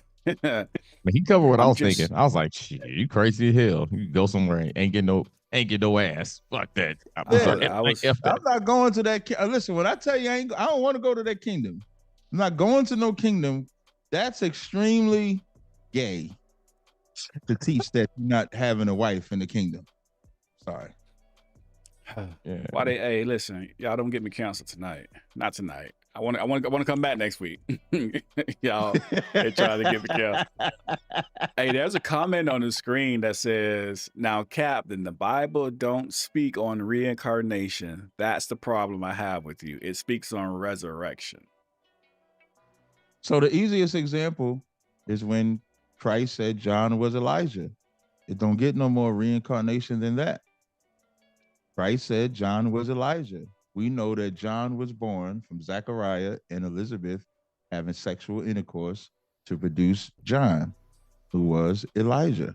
In John 9:1, when it says, "Who did sin, this man or his parents, that he was born blind?" What could the child have done to be born blind unless he did something in the past life? Ecclesiastes said there's no new, that which has been is named already, and it is known that it is man. So the cycle of life is when you die, your flesh decays, your spirit goes before the Most High, goes to the Most High, Ecclesiastes 12:7, and then you're born back into this world. That's the cycle of life. Everything recycles. Right now, we're in the winter stage. The trees, the leaves, everything is dead. And then they just so happen to come to life in the spring. There's nothing on this planet that doesn't, the water recycles. When enough heat hits that water, it evaporates, goes up into the clouds. When enough of that goes up into the clouds, you know what happened? It rains and comes back down. There's nothing that doesn't recycle. That's how the Most High built this place. Is that the Devil's Tower, what they call it? It's like it looks like a giant tree stump that's flat on top, and it's like a waterfall, and nobody can figure out where this water is coming from. And it just keeps recycling. And it's been going for obviously forever, but I know that's probably a little different of an example, but it's a cycle. Everything's a cycle, just to add on to what you're saying. But here's what I finally want to get to, since we don't have a call coming in, Cap. Cornelius. Yeah. I want to ask a question about Cornelius. Go ahead. Right before you get into it, I just want to make a comment on what dude said about the Bible not speaking on reincarnation. That's a problem we got with him. If that's where you draw the line, you got serious problems. Because I disagree. I don't believe in reincarnation. I believe in regeneration, but I don't believe in reincarnation. I don't believe we come back, all of that stuff. But I don't care. It ain't that big a deal where I'm like, hey, I draw the line. I can't mess with you no more because of this. I can't listen to you. That's stupid. That don't make no damn sense. But wait, did he say he draw the line there? Hold on. He said he draw. I mean, basically, when he's like, the comment was, I go back up to it because I read it again. Let me see. It says, now, Captain, the Bible don't speak on reincarnation. That's the problem I have with it. It speaks on resurrection. With you, it speaks on resurrection. So I guess, I'm saying is like, I have that problem with you. Like, I'm really going to say I got an ought with somebody because of that. It's like somebody saying, hey, I like the Chicago Bulls. You got on an Indiana Pacers shirt. That's the problem I got with you. What? Get out my face. Like, for real. That's stupid. Yeah, he said we ain't gonna have genitals. That's crazy work. So yeah, I never heard that one before. That's different. That is wild. I heard that a bunch of times. I heard Christianity say it all the time. I mean, there are people that hate broke sex. It down like that. Not me. There's another comment that says, "Y'all listening to Capt? Right, you ain't one gonna shot ask from being drunk." I thought this was funny though. What it say? Wait, what it say? Oh, yeah, listen. Y'all listen to Capt who one shot. One thing I thank the Most High for, he has never had me on no damn live stream drunk. I do thank the Most High for that. Oh man, it's not a sin to have a drink. It sure is not. It's not a sin to have a drink. Thank you. All right. Now, come on. So Cornelius. I thought it was the language. Oh, my bad. Yeah, I want to hit that too. I got a couple questions to ask. Okay, so you want to do Cornelius first. There is a document from the 01 the West that they taught. Hold on 1 second. Don't say no. Hold on 1 second.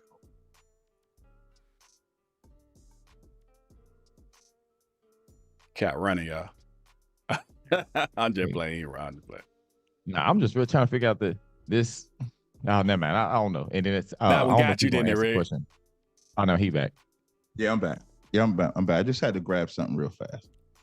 All right. Let me get it pulled up. I don't have it on the screen. This is a PDF document you're talking about, right? Yeah. And it's written by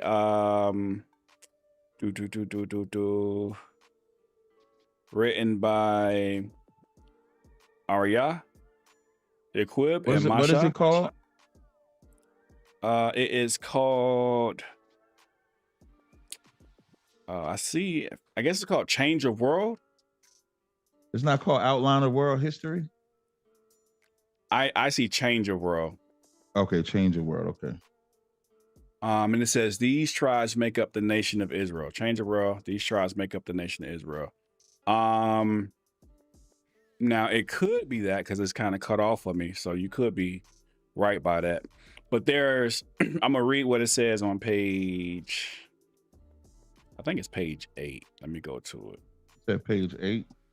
Yeah. Does it say what volume it is? And it's page 6. My bad. What volume? Let's say like volume 1, volume 2. Let me see if I can find that. It is. I only asked that because I have an outline though. of history by Yeshaya right here. I don't know if y'all can see it on here. I have an outline of it. I have an actual book, not the PDF. right here. I have an actual book outline of history by Yeshaya. It just says volume 1. So I was wondering if that said volume 1 or volume 2 or anything like that. That's all. But you can ask your question. I don't see a volume on here. Yeah, I'm not saying it's not, but I don't see it. So on page 6, not 8. Let me see if this is the one. It says, we also find Paul speaking to the Israelites in Corinth. No, it's not the one I want to read first. Hold on. My bad. I think it is page 8 that I was talking about first. Yeah, it is page 8. All right, just want to come first. It says, we find in Romans 10 and 9, Paul speaking to the natural Gentiles when he said, if thou shalt confess with thy mouth the Lord Christ, and shalt believe in thine heart that God hath raised him from the dead, thou shalt be saved. So if my question is, so right here is talking about, isn't that him quoting Yaquab? I'm sorry. Isn't that him quoting Abba Bivens? Not his quote. Is it? Yeah. I'm not gonna pretend like I read the whole thing now, but the highlighted portion I have, that's what it says. Yeah, because in page 6 that you have, I know that he quotes Abba Bivens in 1. And then when you go to page 17 on that same book that they say Ariel wrote, he said the so-called white nation has always made up the various nations around the world. In the beginning, the earth was dominated by some white Jews that are trying to get to the point. But like on page 17, it'll tell you that salvation is only for Israel. It doesn't page say 17. That. Yeah. Mm-hmm. But let me ask you this. If he is quoting Abba Bivens, wouldn't it still be a change or no? No, I wouldn't look at that as a change because Abba Bivens didn't establish ISUBK. Abba Bivens was a part of, hold on one second. Abba Bivens was a part of, also too, what address do they have on there?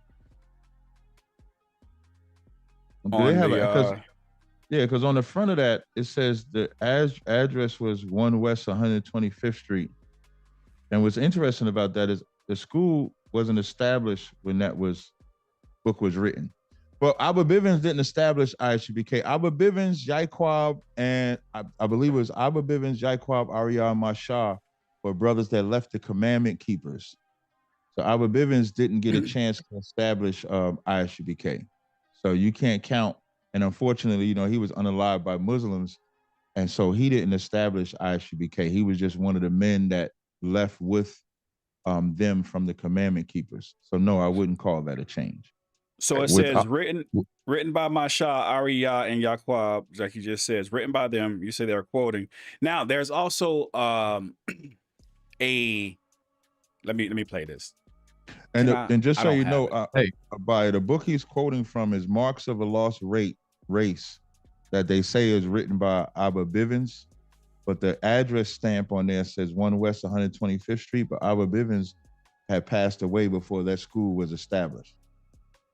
Hey, real quick, before you go on, before you play the video, just real quick point. Romans, I don't care who said it. No disrespect to the elders here before, but how do they get natural Gentiles being talked to in Romans 10 and 9 when verse 1 literally says, my heart's desire. My heart's desire is that Israel be saved. What the hell are they talking about? Like, right. I don't really care who said it. Whoever said it's a dumbass. I'm just going to, or they were strongly misinformed. Let me put it that way. And just so you know, Abaya, that the book that you're reading from by Ariel is called Change of Worlds. And they're quoting what Abba Bivens said. It doesn't say whether they're agreeing or disagreeing with him. The reason why I take the position that they're disagreeing with him is that on page 17 in that same book is where he says it's only for Israel and Edomites don't get saved. Okay. So it sounds good when they say, look, they got this quote in the book, but Ariel has never taught. And I'm glad. I hated that Daniela did it, but I have to thank him afterwards when Priest Daniela put out the videos of what Ariel actually taught at the time. So he didn't teach that. All right. And what I would like to always point out, PDFs can be altered. And I don't trust Vocab at all, because before Vocab ever gave that book to Deacon and them, I think he's the one that brought that book out, and I don't trust him at all. We call a white man the devil for a reason. Vocab. Yeah, Vocab had put that book out like a year or two ago. Like this book that they say Abba Bivens wrote is not new. It might be new to the Israelite world, but I've seen Vocab bring this book out a year or two ago.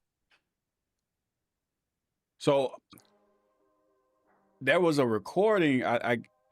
General Yohana was saying how Tahar, the GMS guy, took credit for saying that Cornelius was an Israelite, but that's what Masha and Yaqub had already taught. He was trying to. I'm trying to get it put. I'm trying to get it. Hold on, give me a second. I was trying, boss. Give me a second. While I'm looking for this. So you're talking about somebody put in. Go ahead. So with Cornelius, like everything within the truth. So like you take the 12 tribes of Israel. They didn't teach that the 12 tribes of Israel was the Black Hispanics and Native Indians in 1969. They had to learn it first. So that's a study. Virgin birth, that's a study. Gentile salvation, all of these things are studies. So as they're teaching the Bible, if they might have taught one thing and then as they're teaching it, they say, okay, this is this, that's not a change to me. It's almost like in Acts 11 and 19 when Peter and them was still doing John's baptism. And when they seen the Holy Spirit descend on them without water, and it says, then remembered I, John indeed baptized with water, but ye shall be baptized with the Holy Spirit. When the 7 heads came into the truth, it's not magic where you just learn the truth automatically. They just got zapped with this information. They learned it through study. They learned it through classes. They learned it through teaching. So that's why Commander General Yohana said what he said about Mashar and Ariyah, bringing out that Cornelius was an Israelite as opposed to Tahar doing that. Oh, okay. All right. I think I found it. I can't pull it up on my desktop. I do have it. Let me play it real quick. Somebody else, man, y'all, listen, what I be telling my chat, you got to start putting your chat to work. You got to tell them, hey, man, find that video where such and such says such and such, and they should go to work. Now, I got it right here. I can't put it on the... I'm gonna play it. I don't know if y'all gonna be able to hear it. Let's see. Put it to the mic.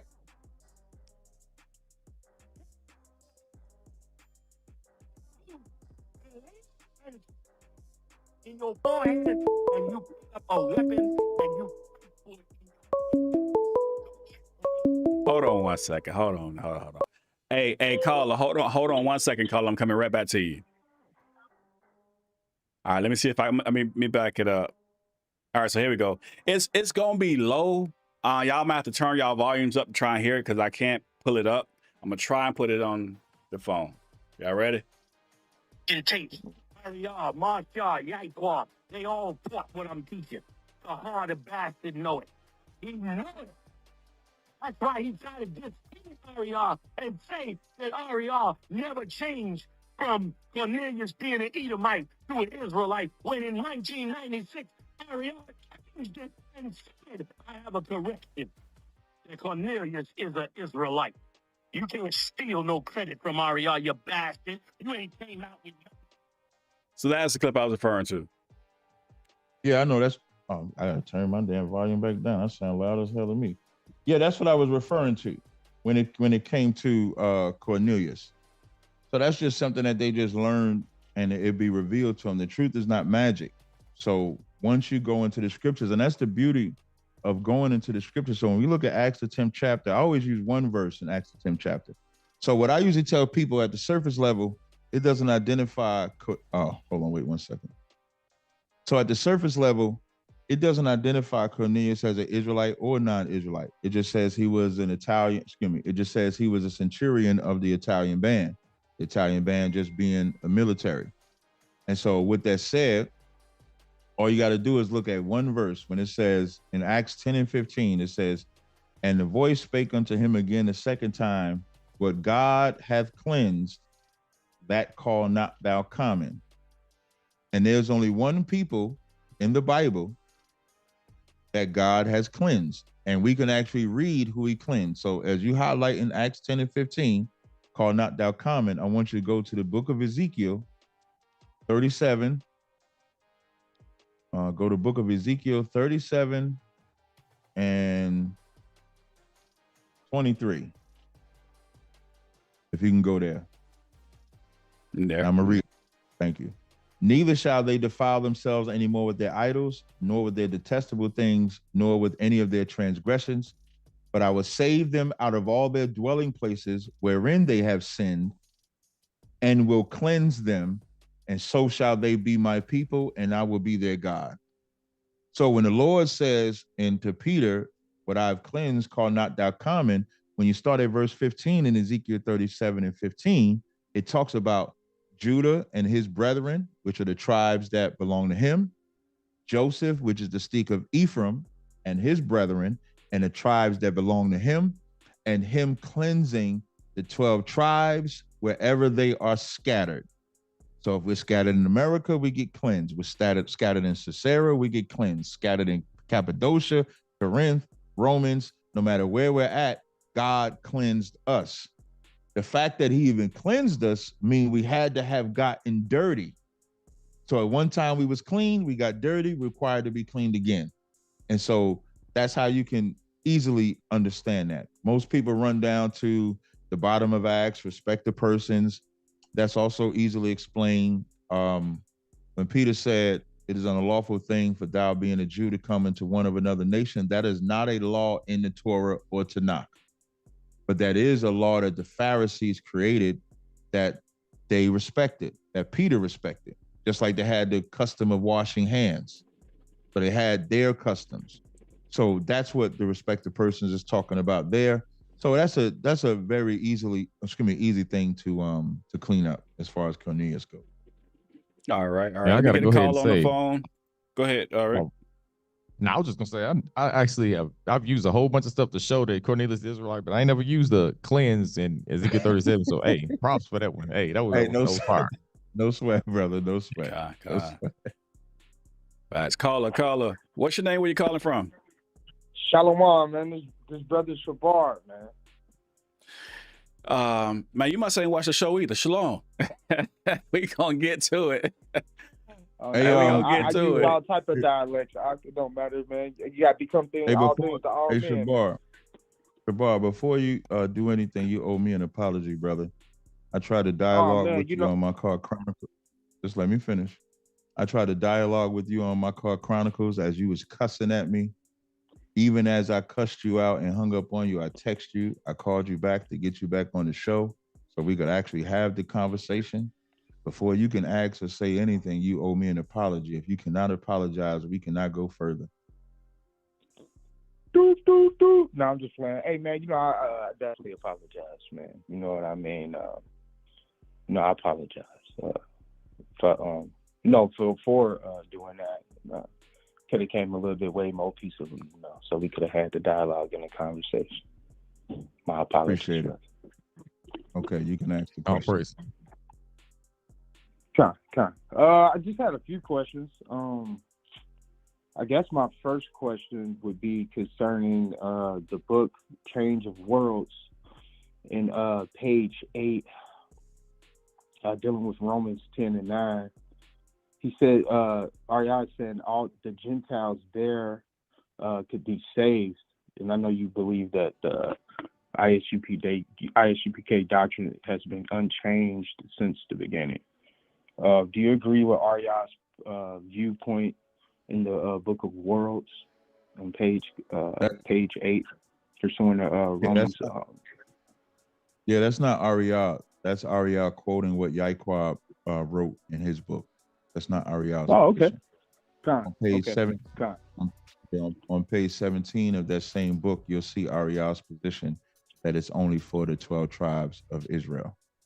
If you was to ever text that same number you call, I could send you the screenshot of page 17 and 18 of that same book, and you'll see Ariad's positions.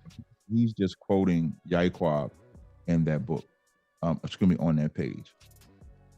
God, I got you. Would you say was Yaquab the founder of that? No, Yaiqua wasn't the founder of ISUBK. He had unfortunately was unalive before ISUBK was actually founded. I'm sorry, I keep saying Yaiqua, but I apologize. Abba Bivens was unalive before ISUBK was established. So that's who is the founder, if you don't mind me asking? The founders of ISUBK are I would say the four first, I believe, is Arya, Yaiqua, Masha, those three, then Yeshaya, Lahab, Kazak Shar came afterwards. That's Bivens. I keep saying Yaiqua. I just one second, Shabbat. I keep saying Yaiqua. I do want to apologize for keep saying Yaiqua, but it's Abba Bivens that made that quote. I just want the emphasis clear. I'm talking about Abba Bivens, not Yaiqua. But Abba Bivens, to answer your question, he's not the founder of ISUBK. He's the man that was with the brothers that would eventually establish ISUBK, but he was unalived by Muslims when they told him not to speak or come out and teach. He came out and taught anyway, and then they unalived that brother. Sorry, I know we're on a time crunch. The next question I wanted to deal with 1 Corinthians 15, 21 through 23. If you don't mind, just to get your perspective on that. 15, 21, 23. Let me get this real quick. I should have had this up. Give me a second.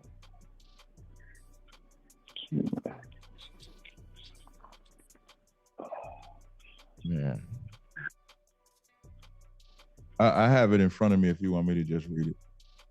Fine, yes, please. No problem. 1 Corinthians 15, 21 and through 23. But since by man came death, by man came also the resurrection of the dead. For as Adam all die, even so in Christ shall all be made alive. But every man in his own order, Christ the first fruits, afterwards they that are Christ at his coming.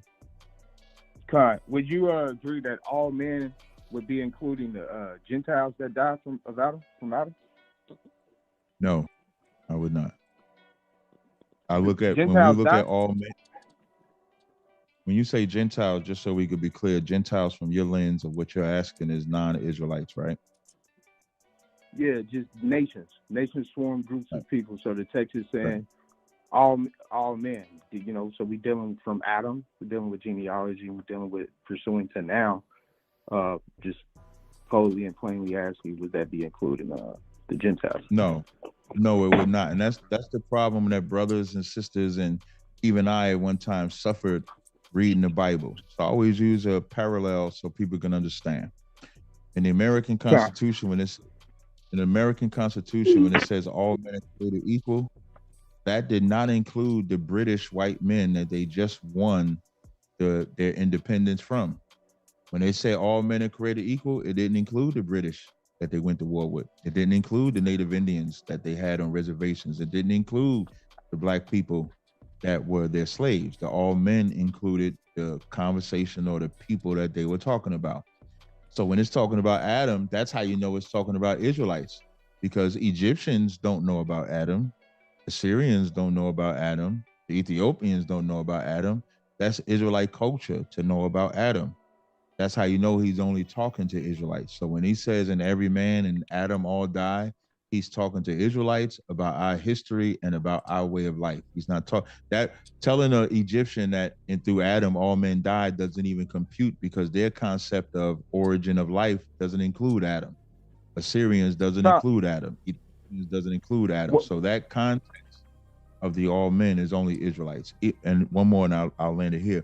In 1 Corinthians, the 10th chapter, in the same chapter, it tells you, moreover, brethren, I would not you be ignorant how that all our fathers were under the cloud. The fathers that was under the cloud were Israelites. So in Corinth, it could only be Israelites that he's talking to, because there's not the Greeks, ethnic Greeks, ethnic Romans didn't go under that cloud. So even in there, it gives you a clue as to who he's talking to and the context of what he's talking about. Now I would see that it's like, who he's talking to, that's true, but also what is the letter saying in the equivalent in that.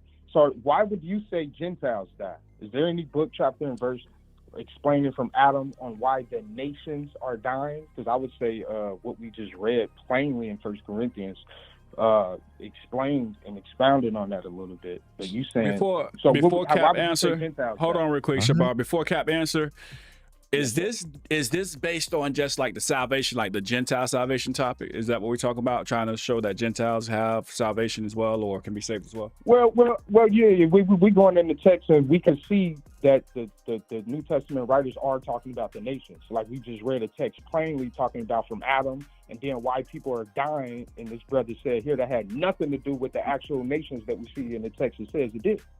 So that's why I'm just asking plain questions. You know, this book was written, I think, on the 6th to 8th grade reading level, and this stuff is plain here. He just disagreed with the text. So I have another question. It's not even talking. We can actually go to. It's not even talking about death. Capt. It's not talking about dying physically. It's talking about your spirit when you're actually in sin, when you're in wickedness. You resurrected in life in repentance. Like, so it's not even talking about that. He's not talking to those people. If he's not talking to that group of people, why would he be referring to them? That don't even make sense. Hey, Rick, why do the Gentiles die, Rick? I don't know what. Since you jumped in and you want to fall on the sword, why do they die? Since you jumped in, why do they die? Why I don't know where you're trying to go with this, but you're not making Rick, sense. why are Gentiles dying? That's my question. Since you jumped in.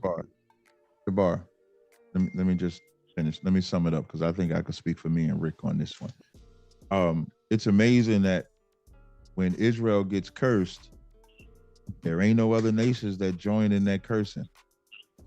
Don't nobody say we cursed and the white man is cursed with us, the African is cursed with us, the Arabs and the Chinese and all cursed with us. But somehow the resurrection has to include everybody. It just has to. Emotionalism. Can I get the answer question? Why can't y'all answer the question? We can go to Acts 17. Let's just go to Acts 17. This is crazy. Man, hey, we're not going to Acts 17.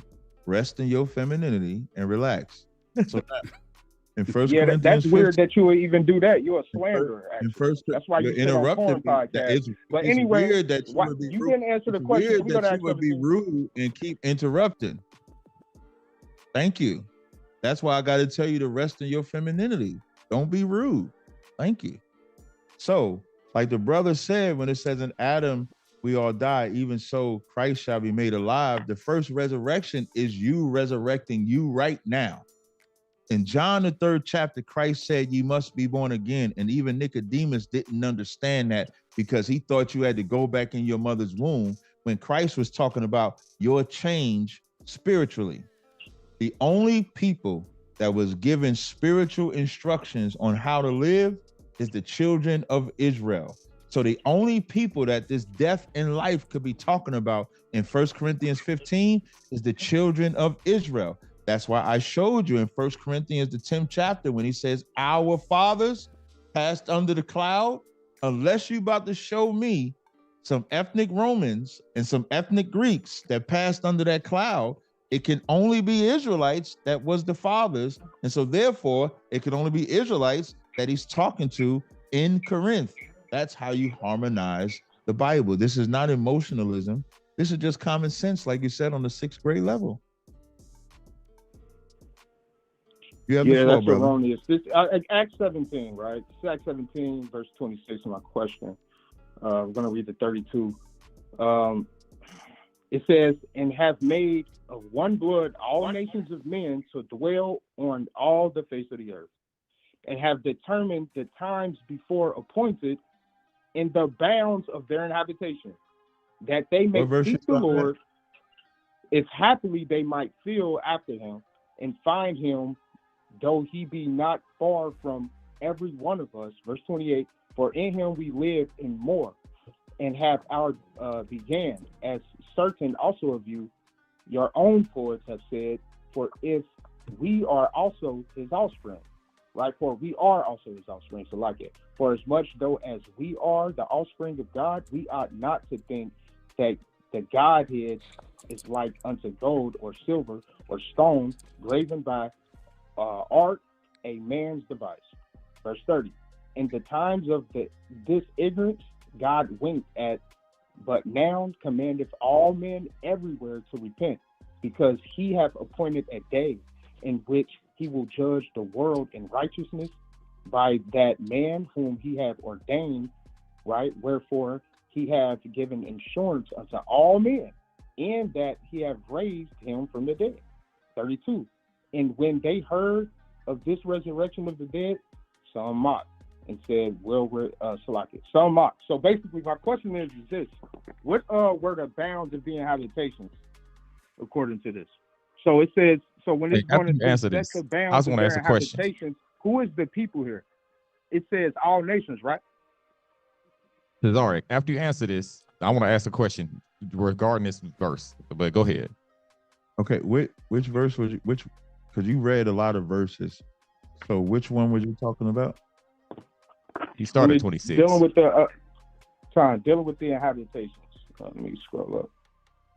That's verse. Is that verse 26? Yes. When it says, and hath determined the times before appointed and the bounds of their habitation, that they should seek the Lord. Yeah, I would ask who is the people there. It said all nations. So who would you say these people are? Let me tell you how you resolve this. At the end of verse 28 and the beginning of verse 29, we agree that it says, for we are also his offspring, for then as much as we are the offspring of God, right? God. Right? So how you resolve that is by establishing who is the offspring of God. And if we can establish who the offspring of God, we can then establish who it's talking about. We would agree, right? Yes, sir. Appreciate the data. So are the children of the promise the offspring of God, or the children of the flesh the offspring of God? Children of the promise. Yes, sir. So no man can come to me, right, except the Father which hath sent me, draw him, and I'll raise him up at the last day.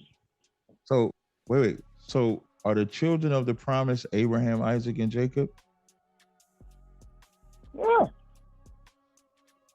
Are the children of the flesh and everybody outside of that? Yeah, the children of the flesh will be non-believers. So, for an example, No. I'm about to answer your question. That's what I'm doing. I'm answering your question. Nobody's scared of running from nothing, especially from you. So I'm gonna answer your question.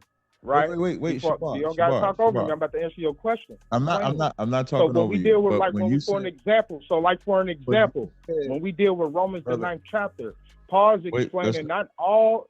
Hold on, I don't know why you keep talking. You asked me a question about the experiment. Hey, Shabar. Go ahead and get your response in, and then we're gonna get another caller. We got some out on the clubhouse stage as well that trying to get in. So like we see in Romans the 9th chapter, Paul is saying not all are of Israel, right? That are of Israel. Why? Because they're not believing in the promise. They're not called to that promise, man. It's really simple. The Lord has mercy on who he has mercy on. We can see a numerous amount of scriptures where we can see that same promise is regarding the Gentiles as well by faith in Abraham. That's clear. All of Galatians is showing that, especially when we go to Galatians 3rd chapter. The problem with what you're saying, the Romans the 9th chapter says the children of the promise are counted for the seed. Those that are not the children of the promise are not the sons of God, aka not the offspring of God. It's just that simple. So when it says they that are not all Israel, which are of Israel, that ain't talking about Israelites. That's talking about when you trying to make the Jewish man an Israelite. Like y'all try to have that spiritual Israelite. Because I was an Israelite that did not believe the way the scripture said. But then when I came into the fold, I can come into the fold because I am an Israelite. An Edomite can believe like I believe, but he can never be a children of the promise. An Ishmaelite can believe like, as a matter of fact, Romans the 9th chapter ain't even talking about Moabites or Ammonites or Hamites. It's only talking about Abraham's other 7 sons. That's how racist that chapter is. When it says the children of the promise accounted for the seed, not the children of the flesh, Paul ain't even concerned with anybody else except the 8 sons Abraham had. The son with Isaac is the only one that's counted for the promise. He's not even concerned about Moabites, Ammonites, Philistines. He don't even care about it. All right. Hey, I appreciate the data, man. Thank you. Hey, I'm gonna ask this question. I appreciate you apologizing. But listen, get Yeah, for yourself sure, under. man. For sure, no doubt, Good man. job. It ain't no Good thing. job. I appreciate get it. Hey, yourself under it's like how my spirit be. Trust me, I don't hate you or nothing like that. I just really be passionate and stuff. But I definitely appreciate the engagements and you giving this breakdown and stuff. You know, I definitely appreciate it, man. I appreciate the amount of time you have put in the community and things of that nature. So appreciate it. All right, cool. Appreciate your call. Hey, I think Ray got a question for you. Hey, you gotta cut him off? No, he said Okay. All right. Acts 17. As far as Acts 17:26, everybody usually goes to this. And this is if Shabar, you understand what he's saying now, all praise to the Most High. But if anybody else may go to this, Acts 17:26, and I seen a brother comment on it earlier, is literally referencing what was already told to us in old times. Acts 17, and have made one blood for all nations for men to dwell in, from Deuteronomy 32:8. And it says, when the Most High divided to the nations their inheritance, when he separated the sons of Adam, he set the bounds of the people according to the number of the children of Israel.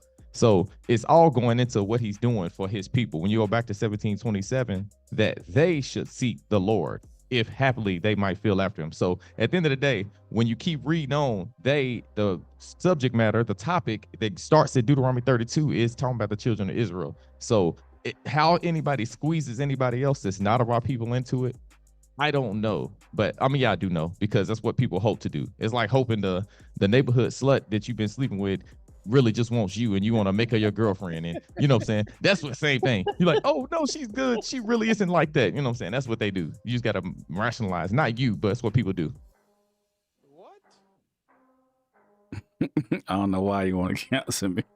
Hey, Shabar. My bad. Y'all got something. Y'all got to continue with my bad. Shabar, go ahead.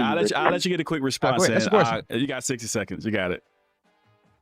John, so would you say though that's showing exclusion there in reference, like based upon what you just said and what we seeing in the 17th chapter, all men from Adam. So he set from all men, he set the bounds of the habitations of the people. You don't see that correlation there? No, it's like 2nd Ezra 6 when he says all people came from Adam, and then he just started dividing the people. All right, the sons of God is his lineage. That's really pretty much what he's saying.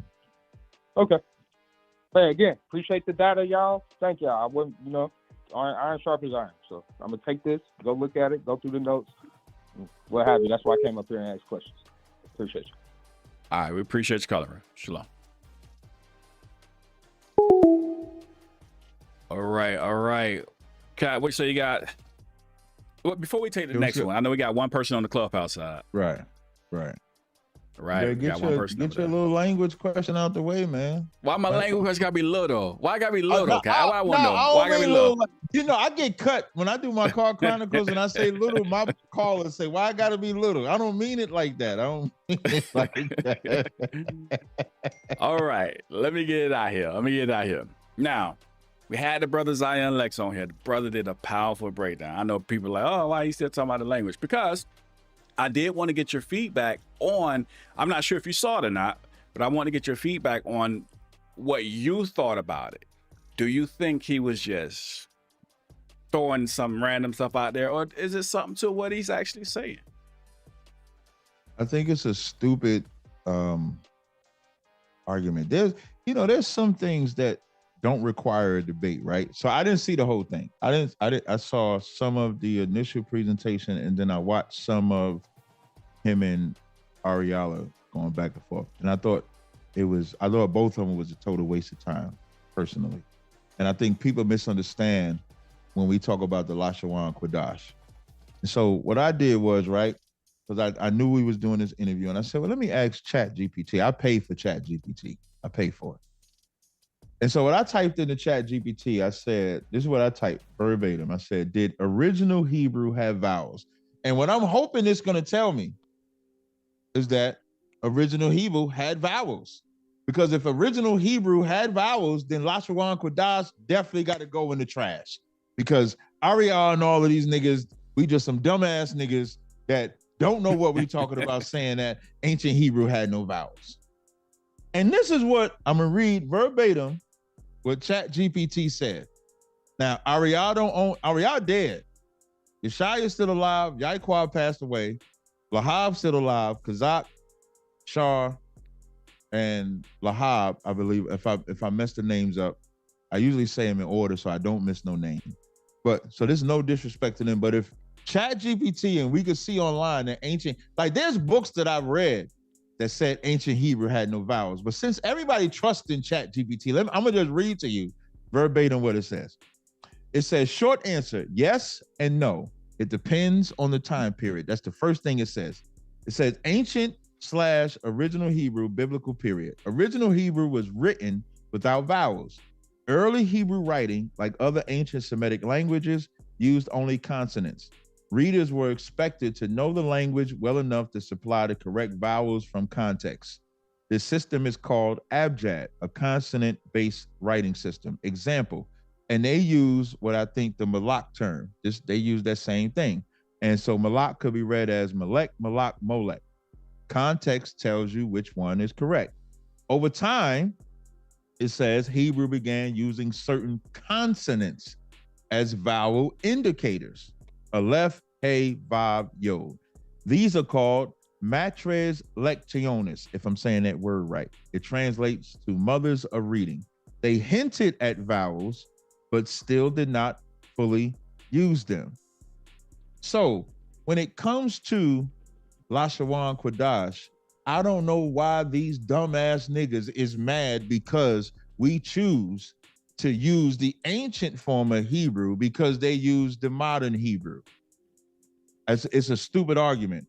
If we're able to take the ancient Hebrew and correlate that and use it in 2025, why is that a problem? Why is that a debate? If the person that wants to use modern Hebrew with vowels and dots and whatever they want to use, that's not a problem for us. We don't care. It becomes one of those stupid ass, I want to seem like I'm smart, but I'm just a dumbass nigga just trying to be smart and appear smart. That's how I looked at it. That's a dumbass nigga. That's how I looked at it. Man. Now I'm gonna have to highly disagree with you. I'm gonna tell you why. I'm about to highly disagree with you. I gotta tell you why. All right, so first and foremost, the brother did not, and this why I want to say this, I want to get to this because I want to say this to everybody, right? That brother did not ask to come on to have that conversation. I invited him because I had questions about it. That's where it came from. That was my question, right? Now, it wasn't a debate. I wish y'all stopped calling it a debate. It was a conversation. Inside the Nation Radio, don't do no more debates. Matter of fact, we talked about this in the beginning. The last debate we did, Cap, was whose? It was yours. Me and Michael. Yep. You and Howard. We haven't did a debate since. As a matter of fact, before that debate, I had stopped doing debates. I just went ahead and did that debate, right? We don't do debates anymore. That was a conversation. And that was me asking the brother to go out and say, hey, I got questions. I want you to come in and have this show with me. So he didn't come on and say, hey, I'm trying to be smarter than everybody else and nothing like that. He did that as a favor to me. I got to say that. Now, this is why I highly disagree with you on. To say nobody cares if you use the biblical Hebrew is far-fetched because you hear it all the time. I hear it all the time. Oh, that's Yiddish. That's Yiddish. You can't use it. And brothers do get twisted and offended. You might not. You might, do your thing. But other brothers will say something off the wall and say you don't really know what you're talking about and they call it Yiddish. Like, we've all heard it now. But that's my point, Abaya. My point is that, well, first of all, even you was making your little jokes when somebody said, how about Shemel Shabbat? Yeah, oh, you can't speak that no more. You can't speak that no more. And then I'm watching like social media and social media is going crazy over it. And so when I'm saying that, like how you said, you might not be bothered by it. You're correct. I'm not bothered by it. When someone says shalom to me, I'm not bothered by it. But you got some people that are bothered by it. I'm trying to free people's mind and to teach Israel something. Israel needs to learn a lesson in this. Israel needs to learn that everything doesn't have to be argued. It doesn't. Everything doesn't have to be debated. If Lil P comes on that's Zion Lex, my bad.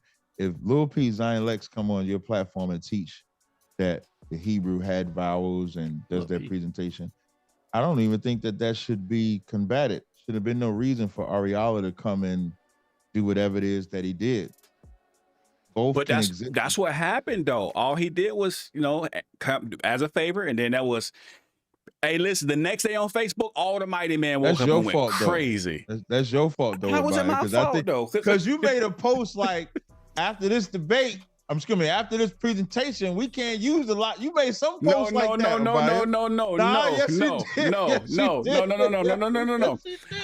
What I did, what I did was responded to the mighty men. No, I didn't. Okay. Matter of fact, I got to, we got Facebook keep receipts, right? I simply said it was a powerful show. You can go look at the Facebook, powerful show, powerful presentations. All right. Now, after the mighty man woke up, and I'm like, man, where were y'all when it was time to have the conversation? Because the brother did ask for brothers to have conversation. Right. Okay, you're right. But I did see that video. Wait, say that again. Say that again. Say what you just said again. I said you're right, because you did that as a video, right? But I think you know what I'm talking about. I think you made a post about like we got to get. You made a post like it's dead. You said something like he murdered that was after the fact. I'm not saying I didn't say that. I did respond and say that. That was after the fact, though. I give you that. I said it. But here's the point I was making, right? So I had some questions about the language, and I asked the brother to come on. The brother came on. He did I think an awesome, powerful presentation, and then boom, everybody woke up. Right? Everybody woke up. Hold on. Eliel said, "Don't lie." Hey, you made a post that said Lashawan Kodesh is dead. I said that. I told you. Listen, see, I never said I didn't say it. I'm saying that was after the fact, though. I ain't gotta lie. I ain't worried about nobody knocking on my door. Believe me, I'm not lying. I'm telling you the truth. I made that after the fact, but the mighty men woke up after the fact. Eliel, if I didn't ask you, I know other brothers asked you to come have a conversation. I think it's a conversation. You said something that's powerful. What you said was this. You said everything does not have to be a debate, right? Right. Mm-hmm. I didn't do it for a debate. I don't even do debates. No, I'm not saying you. But like what we did in the Israelite community, we made it a debate. We made it a competition. I agree. We made it like, you can't tell me I can't speak this. You can't, like, there's some things as a man you just got to be comfortable in. Like, ain't nobody gonna tell me you can't speak that Lashawan Kodash. And I'm like, oh, word? I ain't gonna speak it no more. Then I'm gonna be however you say my name in modern Hebrew, or however you say the Most High name. I'm not doing that. It's pointless. Like, we have bigger with the way that 2025 is running with Trump and this society and this system and stuff like that. There's better fights to have. And this goes back to what I said in the beginning of this conversation, why I don't debate Israelites, because Israelites is a small world. I hate to hurt your feelings. I hate to tell you the truth, but the Israelite world is a small world. I did not build my reputation by staying in the Israelite world. I built my reputation by going into the entire world and going into different spaces, battling on different platforms to where I could be recognized everywhere, not because I'm special. I need everybody to understand that I do not think I'm special. I'm only special because of the Most High. That's it. And I'm afraid of him. That's why you ain't never seen me say no wild, outlandish, crazy things against this truth, against the Most High, and you never will, because I fear the Most High. But he has, look, what it say? Yeah, put it on the screen. Read Is it. this read what it. you're Go talking read it. about Go right read it. here? My green screen is knocking it out. Hold on. Yeah. I think we literally witnessed the death of Lashawan Kodash last night. That is. And now once you made that post, that's the post you made. Hey, so listen.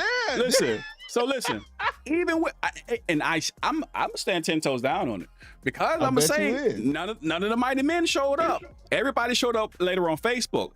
Okay, now I got another post I was referring to, which I was thinking about. So you're right. I made that one, right? The other one I made, the longer post about the mighty men showing up, was after the fact. But I want to correct something, because there were people who he said that made the mighty man come out. Man, no, ain't no mighty man come out. Hey, shalom, much love, but ain't no mighty man come out. I ain't see nobody. Hey, what I'm gonna say is this though. I did reach out to the brother and say, hey, I want you to come out. It was me asking the question. So brother Stu, he trying to be smarter than everybody. No, he wasn't. I just want to put that part out there. That brother did not do that. That brother came on the show as a favor for me, to help me understand some things and all the viewers as well. You know what I mean?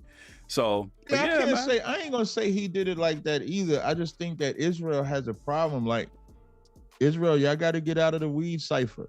What I mean by the weed cipher is, if you want to affect change on what you believe, debating who you consider your peers is not the answer. It's just not. Now, hey, I want to add this too. I want to add this too. Slack. I want to get there. Listen.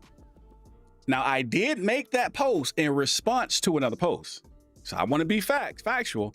I don't want to say the brother's name who I made the post to, but the brother, there was a couple of y'all. And I know you're watching right now. There's a couple of y'all who made their post about all somebody got to do is make a presentation, all Israel believe. They start saying, so brothers were offended simply by the conversation. So again, I respond, and then it goes to that point. I'm in agreement with you, Cap. When you say we don't have to turn everything into a debate, it wasn't supposed to be a debate. Even matter of fact, I'll land with this. Let me land with this. If you saw the show where Ariella actually came on, they had the conversation. Anybody who knows Ariella, past Ariella's changing a lot of his stance, right? It's his how he addresses people. Like, Kai, you remember the old Clubhouse days? You remember how Ariella's pop off? But it wasn't like that. It was a true, genuine conversation because it wasn't a debate. Two brothers who disagreed had a conversation, and you should have heard the brothers behind the scenes. It wasn't nothing but love. I wish I should have did a behind the scenes recording. It wasn't them debating. It was everybody on Facebook that wanted to come and debate because nobody on here. Oh, wait, this I was debating. Just a conversation. And I don't think it was nothing wrong. Like, if you want to be the vowel Hebrew brother, I mean, go ahead and be that. Hey, I'm just low-key hate, y'all. Hey, everybody see that. Low-key hate. No, I'm just saying, if you want to be the vowel Hebrew brother, go be that. I'm going to be the ancient Hebrew brother. And we both can exist. And it don't amount to nothing. I mean, I could never, somebody tell me your name ain't Tazaryach. I don't know what they're going to tell me my name is in mine in Hebrew, but And if I could say this though, you're gonna hear Tazaryach's name for the rest of your life. I just want to point that out. For those that just won't hear it in the gym, huh?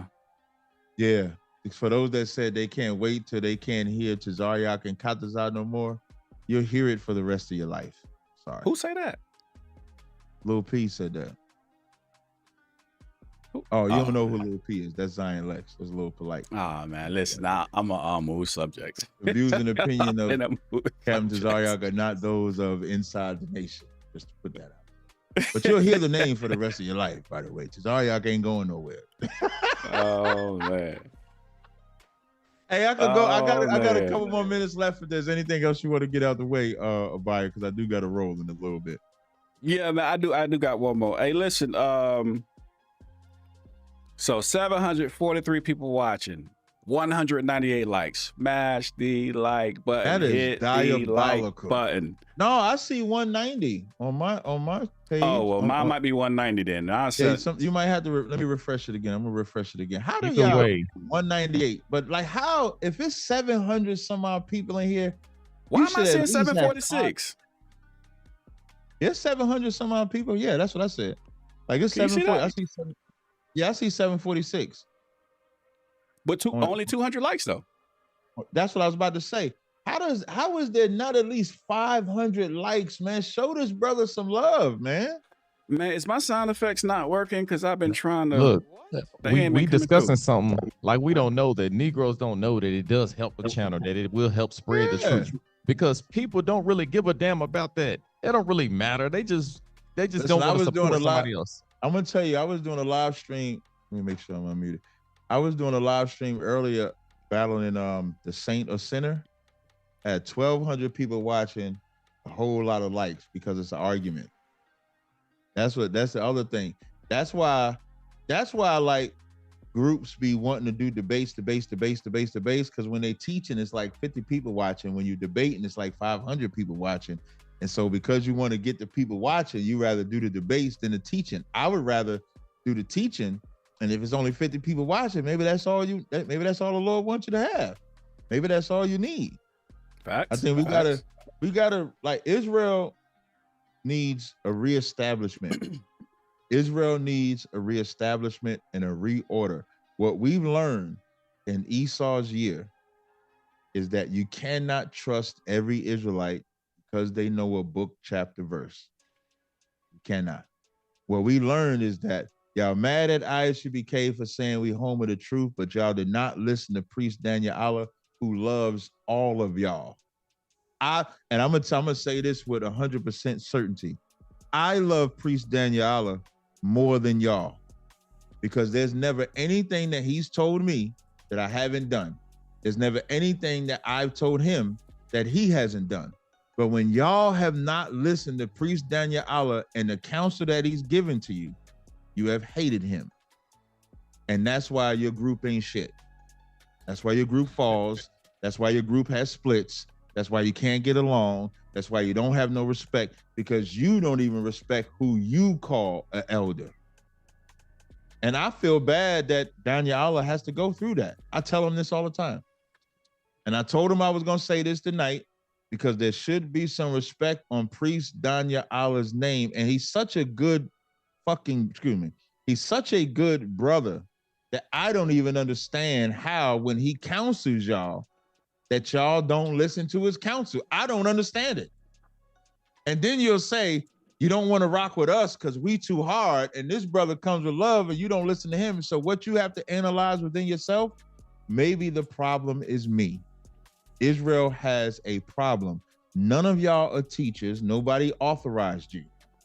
Nobody told you to go out there and do it. The mistakes that you're making shows it. Y'all better get it together, because the Lord is doing the checks and balances. He's got rid of all these groups right now. You got Sakari niggas done. There's about 15 to 20 different Sakari groups rolled up after they found out what Gorilla does in the night, in the daytime. You know how many groups that came out? When my brother in the school, I told the brother in my school that was battling in that camp, that was a former Sakari group, I said, I wouldn't even battle them about nothing except how you didn't know. That's all I would have battled him. So listen. Hey, hold on. Got another. No. Pause. Hey, Abaya, you got to put that comment up. Put that comment up that Bishop Melchizedek just said. Who? Put that Bishop Melchizedek. Read that comment. What did he say? I can't. It went up. Wait, what did he say? Called him Glorilla. Nah, I ain't putting that on the screen. No, I'm not putting that on the screen. You know, and I told Gorilla I wasn't going to talk because I've been talking about Gorilla. I've been talking about Gorilla Hebrew like to no end all year. I mean, I don't know if y'all saw when he was on No Jumper and Whack happened to be on there and that went up. But I did tell him I wouldn't talk about him as bad anymore, because I think I've done my job. I think I've made it abundantly clear the position that we should take with him. Nobody wanted to listen to me when I spoke about Genesis last year. Y'all will see. Now, I don't care if you listen to Genesis or not. I really don't. Just don't ask me to listen to them. That's my position on Genesis. Y'all can go listen to them niggas, and when they break your heart, don't come back to me talk about Capt, you was right, nigga. I told you. I'll give an example. I remember this brother came. I was in the airport one time. This married couple come up to me. They like, oh, Capt, we love the work you do. They was like, you know, Polite got us like $100 some odd. I said, you still give money Polite after we talked about Polite? I can't feel sorry for that. So if y'all get duped by these groups, I can't feel sorry for you when you got people warning you about these groups. GMS, another one. But just because of the well, now I want to go on that. We got one more person on stage that got something. Okay, good. What's the person? I think who we had? Dom over there, one of the mods. Yes, sir. You can hear him? Yeah, I can hear him. Go ahead, Dom. Nah, but you gotta change the iPhone, bro. Yeah. He's a transformer. Nah, it ain't working, bro. Yeah. Hey, Soundwave, you gotta come back in. Soundwave. Hey, I bet his phone working the whole time until it's trying to unmute. All of a sudden, it went out. I mean, I have all my signals. We can hear you now. Oh, now you good. You can hear me now? Yeah, you're clear now. Hello? Okay. Shalom, no, shalom, Cap. So this is brother Mal Halab. You probably know me as. I do want to start off by saying I appreciate what you said in particular about Priest Danyala, right?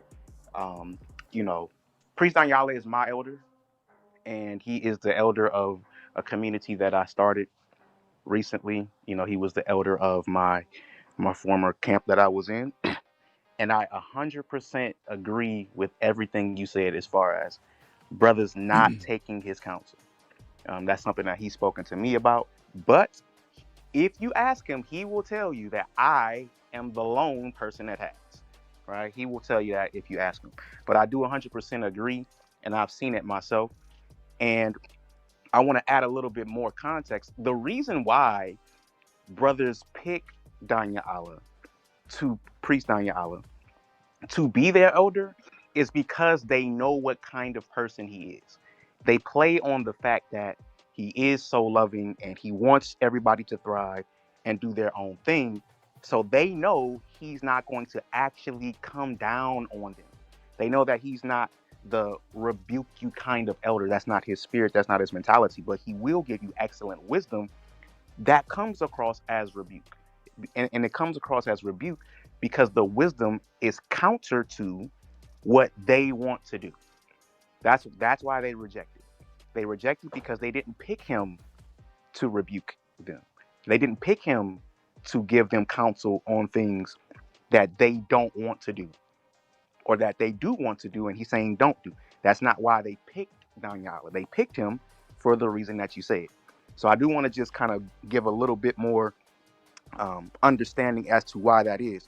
Now, with that being said, I do agree with about, about 80% of everything that I heard, and I'm going to get to my questions. I just got about 2 questions. Okay, so I do want to commend you for clarifying that whole truth thing and being in the truth and not being in the truth and making the kingdom, because that's something that I never really quite understood as you guys' position. So saying what you said, do you have to be in the truth to make it to the kingdom? Yeah, I would say yeah. I think in the scripture, I think there's a scripture that does say something about receiving a prophet's reward. Let's see if I can. That's the first thing that popped in my head about getting into the truth. See if I can find it. I think there is a scripture says this might be the one, Luke 6:23 might be what I'm thinking about. Let me just read that real fast. This is Luke 6:23. It says, "Rejoice ye in that day and leap for joy, for behold, your reward is great in heaven. For in the like manner did their fathers unto the prophets." So maybe a prophet's reward, maybe doing something for the prophets, you might get in there. So I don't want to. I'm not saying that with 100% certainty, but that could be another way to get into the kingdom. But I think you do have to be in the truth. Yes. Okay. And so you got to get an ISUPK then. I'll just go to my next question. That's what so I'm with that always being saying. said, Wait. Hold on.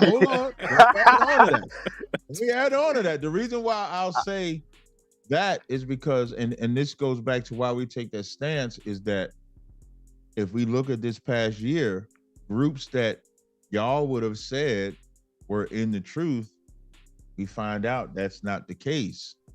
So that goes back to why we say that. When I say in ISUBK, I can trust that. I can trust that that's a place where if there's issues, whatever the problems and stuff may be, it can get worked out. I don't know if I could trust that everywhere else. If you just take with the Sakari, for example, the way that they talk about what they knew about each other and hid about each other, how could we say that that's the truth? You got one cat saying he got $10,000. This dude like to take it up the butt too. Now, if you know that, but now I'm not even talking about whether it's true or false, but the fact that you can make that accusation, I can't put a stamp of approval on somebody else. Just take this past year, that one group that everybody would have thought was in the truth too, and ISUPK is wrong for saying that, you would say, damn, I guess they ain't in the truth. So that's why we make the statement. It's a trust thing. Yeah, I always knew that. No, I understand that. It's just once Con. once I ask you a question like that, then it just kind of seems to conflict on its face. But I do understand what you're No, saying. because the prophet they helping would be an ISUBK. That's what I would say. Right. No, you good. So that means ain't no prophets outside of UPK then either. But that's a whole nother rabbit hole. I'm not stamping them. You listen. You could think you're a prophet outside of ISUBK. Just don't ask me to stamp them. Like I said, the only Priest Daniela, I've told him this since 2014. I've never said this publicly. Since 2014, I've told him this. Whenever I'm making those statements, I'm never talking about him. So, but I can't stamp nobody else. Yeah, I feel him. Hey, and I kind of feel it because, hey, I'm like, the Church of Louisville, you better, the way we teach, the way we understand, the way we follow, that's what is the truth. So I don't know. I understand. Thank you, brother. You had a second question too, right? Wow. Went back inside using the iPhone again. I just hope Yeah, that now you back in it. You in the matrix. Your services are terrible. Got to get out that T-Mobile. Y'all got T-Mobile too? Y'all got to stay off that T-Mobile. All right, what about now? There you go. Yeah, you Damn, I good got now. T-Mobile. That is what it is, son. I got T-Mobile.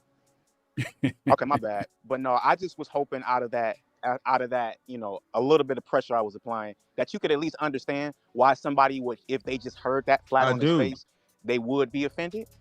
Yeah, I mean, that's all I want. No, I totally. Okay, but I do and I don't. Hey, Mal, I do and I don't understand. I understand why you would be offended. The reason why I don't understand why you would be offended is because I would never be offended if you said that to me. But I do understand. So I understand and don't understand at the same time. Right. Well, the reason why you should just understand is because what they're hearing is you're not going to make the kingdom. That's what they're hearing. They're hearing if you don't come under General Yohana, you can't make the kingdom. So they're hearing you might as well be the 2/3. Even though you're not saying it, that's what you can only deduce. With that being said, I just got one more question. Okay. And, That's 3. Hey, that public education, but you said 2. That's 3. Only asked one. Actually, I asked a follow-up. Hey, So if I may, to take one more question. Hey, brother, if I may, before you go on, I was want to just real quick. I know you said something about why you would be offended, why you wouldn't. It's saying it's understood, but that's understood in the sense of if somebody said you like to have your wife play with, toys with you and use them on you, you wouldn't get offended because you know it ain't true. You know what I'm saying? But if you feel like it's true, then you might kind of feel a little way. But go ahead. That's a wild analogy, Salaki. I was like, what I came Yeah, Miles. it don't even. I wouldn't accept that one, brother Rick. You ain't gotta accept it. It's the truth. Yeah, sometimes whether you like it or not, it's true. In that one, but I wouldn't argue. How you not find the truth? Hey, same thing for Abaya and Tazaryach. If they got offended, what you mean? I like to use toys. Hey, all right. I guess so. That's crazy work. I mean, I'm not even dipping in nobody's bedroom, brother. What you doing? Yeah, bedroom. I don't care where it's bedroom, outside. What you mean? It's all the same. It's all sweet stuff. Yeah, I think that's like a false equivalency. But can I get one more question in, Cap? I know you're trying to go. Not a false equivalency. Hold on. I ain't even about to go off that. Hey, all three of y'all wrong if y'all think it's false equivalency. It's the same shit. What you said? Nah, it's the same thing. Hey, why am I saying you got it, Rick? All right, you got it, Rick. Good night. Yeah, come on with your last question so I can roll. Go ahead. Yeah, I appreciate it because I got to put together a class too. Okay, so now just to go back to the part of the conversation that you guys were having in reference to the elders and the Cornelius and whether or not the doctrine changed over time, and you guys holding the position that One West or ISUPK has not changed. You guys were talking about Cornelius and salvation and all of that kind of stuff, right? And you said that you wouldn't consider, I'll roughly paraphrase and you can correct me if I'm wrong, but you said in a nutshell that you don't consider it a change because they were still kind of in their, if they're still learning the truth, they didn't learn it in one day. So I'm just roughly paraphrasing what I understood. Like you don't count them being in their learning curve and actually establishing the doctrine as a period where it could be considered change. Is that that's not my main question, but I just want to make sure that I represented your thought correctly. Is that right? Yeah, I look at that as them because their doctrine is that only Israel could be saved. So saying Cornelius is an Israelite is not a change of the doctrine of only Israel can be saved. Okay, got you. So what would you? So my actual question is, and it's not even a got you or trick question. It's just, what would you consider a doctrinal change to be from once, say, a group forms, right? I know you guys don't. I know you don't feel like any other group should be forming, but say another group forms, right? And they're in their quote unquote learning phase in the truth. What would you consider a change in doctrine from an organization or a camp or a group to be? What would you consider a change? Like, what time period would mark where it's like, okay, you guys now changed? Like, what does that look like for Like you, an so I can Israelite understand when group? you say you didn't change but others did? Are you talking about from like an Israelite group? Yeah, I'm talking about from like an Israelite group. So, like, for example, when we talk about salvation and who it's for, whether it's for Israel or whether it's for all nations, which I have a totally different understanding than everybody, but just using that example, a group starts off teaching only Israel, and then they start teaching, after they've done their research, their homework, or whatever the case may be, then they start teaching the Gentiles, right? You're saying that that's a change. You talked about Genesis changing to that. So I'm saying, what is considered? What do you consider? If you don't consider, I'll put it like this, so it might be an easier question. I If think you I don't get you. Let me consider, see if I got it. I think okay, with Cornelius, I don't look at that as a change, but I look at you saying salvation is for everybody is a change. And what's the difference? The difference is that Cornelius is an occurrence. The Cornelius is like a conversation that Peter has with a man. And if your doctrine is that salvation is only for Israel and you just don't have the understanding of that breakdown, that's not a change. But because your foundation is salvation is only for Israel. But when you change your stance of salvation is for everybody, now that has nothing to do with Cornelius at all. That has to do with the promises. That has to do with the kingdom of heaven. That has to do with all of that. Now we're not talking about Cornelius anymore. We talk about your core foundation. Your foundation has now changed. So now the Edomites can get saved, the Moabites can get saved, the Ammonites can get saved. That's different. That's not a Cornelius event. That's a all nations event. So that's different to me. That's you changing your core at that point. Okay. Like earlier, when we was talking about the Hebrew, for example, Hebrew, if I was to switch from ancient Hebrew to modern Hebrew, I'm not changing my foundation. That's just language. It's not changing the foundation. But if you go from like Immaculate Conception to if you go from Joseph is the father to Immaculate Conception, that's changing your foundation. So that's how I compartmentalize it. That's a better understanding. Okay, I appreciate that. I understand you. I appreciate your time and everything that you do for the people. I definitely got a new perspective of you this evening. So, all praises for that. Answer, my questions pretty clean. I understand your position. So, actually, BK, sure. We do say that too. We do say all praises, but our go-to term is Most High in Christ. That's a UPK term, but we do say all praises too. Shout out to Humble. But do you say it in? Well, I would say Most High in Christ. Use when you say it though? Most High in Christ. Thank you, brother. Thank you. What type of Hebrew do you use when you say it though, Cap? I'm just messing with you. Don't answer the question. Okay. Don't answer the question. I'm just messing with you. I'm just messing with you. No, I'm messing with you. Hey, listen, man. Can I go now? Thank you, brother. I appreciate it. It'd be great. Yeah, I gave man, you more I'm gonna let time. you get out of here. I gave you more time. Mm-hmm. Hey, man, I'm gonna let you get out of here, man. Hey, listen, last thing before you go. Tell God Logic we need him to get on here so we can beat him up. I'll tell God Logic. What I'm actually gonna try to do for God Logic is bring him like on a platform like this. I'll tell him, and I want to get him on that Matan platform. See how he does on there. Like God Logic is a cool cat. Like and a lot of these cats, cool.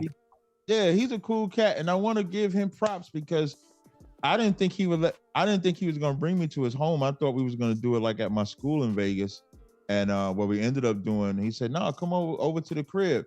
And his wife has a sense of humor, so when I go into their house, So when I go into his house, his wife is there, and I thank his wife. I said, I really appreciate you letting me come into your home. She said, oh no, Cat, we love you. It's cool. And when she comes down the stairs, she looks at this thing. She said, what do you think about this Christmas tree? So she has a Christmas tree in there. And this is what I said to her. I said, I wish I had an axe to cut this tree down. That's what I said. And I did the whole gesture and everything with the axe symbol. And so we laughed and chopped it up. And Logic was a cool cat. I don't think he know the Bible like that. At Melchizedek, he wasn't ready for that. But yeah, I do think it's good if we could bring him over to Inside the Nation, do an interview. I'll see if he's willing to do it. I will reach out to him for you. Yeah, that's what's up. I appreciate it. Don't tell me we're still gonna beat him up. It was a joke. You know how we like to have conversations. I ain't gonna say that. I know how to get him on the live. Yeah, I know how to get him on the live. Hey, well, listen, Cap, man, we definitely appreciate you sliding through. Rick, you got anything before we get out of here? Shit, everybody have a happy Sabbath tomorrow. Enjoy your time. Definitely. All right, I appreciate Cap. y'all having me on. Salute to y'all. All right, before I go in the shout of Lashawan Kwadash, Yahweh Bashim Shah Brakathum, Yahweh Shmal Thum Bashim Shah. What I said When I know how to English, return that back in biblical Hebrew, I'll text it to you. But what I not said, until then. What I said in the English was, the Lord in the name of Jesus bless you. To the brothers, the Lord watch over you in the name of Jesus. To the sisters. That's what I said. All right, Con. Appreciate it. All right, no sweat. All right, shalom, man. All right, shalom, brother. Shalom. Oh man, hey, that's what's up. Hey, awesome show, man. Still got like 700 people watching with 250 likes. That's crazy. But anyway, we got them likes is crazy. Not to have them likes on there still. For real. And people but you should start doing that poll though. You should start doing the poll. I'm gonna do that. That'll probably get them. People don't block for you. They don't pass the ball. They don't do nothing. They don't want nobody else to score but them. That's it. That's crazy. Yeah. But I will see y'all later, man. I got some more work to do, man. So I'll holler at y'all later. Hey, shalom, Cap. Appreciate you. Hey, shalom. All right, peace. All right. That's what's up. So, I gotta take the thumbnail down. We still sitting on the thumbnail. Hey, listen, man. We had an awesome show. Y'all see my brother Rick over there. Where you at, Greece? Hey, I knew you was gonna say something eventually. Hey, it was hidden with the smaller screen. I was like, he gonna get me. Hey, I'm not gonna go nowhere past that. I just asked a simple question. I'm gonna leave right there. Yeah, nah. I ain't gonna do it. Yeah, I'm stopping. Darash already got me in the chat. Said we keep Passover in August. No, he didn't say that. I told him he keep Passover in August. He told me what he said. I believe the 12 chart sign is really representing the 12 zodiac sign. No, the 12 zodiac tribe. sign. Yeah. I said, yeah, he got me on now. I ain't joking no more. I quit. Hey, listen, man, we appreciate y'all, man. Taking the time to come out here and just chill with us, man. Have conversation, man. It's okay. We can have conversation. All right. We can have conversation. You know what I mean? We can, that didn't work. We can have conversation, just shoot the breeze, you know. This is what we do each and every Friday night at 8:30, man. Some of our hosts, because we don't add it hosts, you know what I mean? We got a couple more brothers that's supposed to be here. One of our brothers, you know, out on the West Coast doing his electrician school thing. So, you know what I mean? He can't be with us until back, what do you say, March, I think? He'll be back in March. Yeah, I think he said late March, early April, something like that. I thought that's what he said. Yeah, so Daraj, and then we got another brother. We're gonna be we're gonna put him on a 90-day probation. No dumb over there. See how he work out. You know what I mean? We might have to. He might not make it past day 2, but we'll let you know and you'll see it. But we're gonna put him on. But anyway, just mess around. We got the brothers coming back, man. Great conversations we had. Y'all make sure y'all tune in. We won't have a show next week. I'm gonna be out of town next week, so we won't have a show next week. But the week after that, y'all make sure y'all come because we got a powerful breakdown that y'all do not want to miss. I'm not even gonna tell y'all what it is, but you gotta come check it out. Y'all will see the flyers and everything else, so make sure y'all check it out. Hey, y'all, don't let him slide past that. Next week is Christmas, so just so y'all know, don't let him slide past that. He gonna be at the little winter home, log cabin with his family with the Christmas trees up. Hey, just don't let him do that. He gonna see no pictures. I know nothing of what he doing because he gonna be on the low. Man. To my Merry Christmas. I didn't even think about that. All right, yeah. So I'm not celebrating no Christmas. I tell y'all that much. That shit got something I got to go do. We doing dedication. What you mean? Dedication. I heard you. 8 days of Christmas. Nah, not Christmas. Y'all get what I'm saying. I ain't mean to say that. Yeah, I mean, I ain't mean to say that. Going to a Christmas party. Nah, I really go to a Christmas party. Hey, y'all, if he edits that part out, y'all know what's up. Oh, it's definitely gonna be an edit. It's gonna be a little blank spot right down the line when they go back. He didn't say that. I didn't mean to say that. Hey, but we're gonna get up out of here, man. Listen, I'm gonna play a few tracks. Y'all know how we do it on Inside the Nation, man. All right, seeing as though we still got 640 people watching, at least y'all can hit the thumbs up for the music we playing, because we finna play some fire music. How we do it. Anybody got any requests? If not, I might want to hear the Ross's track again. At the very beginning, I seen that in the comments. They want to hear the Ross track again? Yeah, the one you played at the beginning. Okay, I know which one you're talking about. I got you. Let me get it. Let me get over here real quick. I don't know why all my folders closed out like this.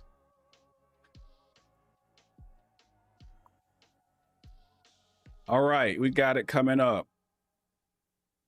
This is Dagger in the Ship. It's dope. Y'all make sure y'all hit that like button before we get out of here.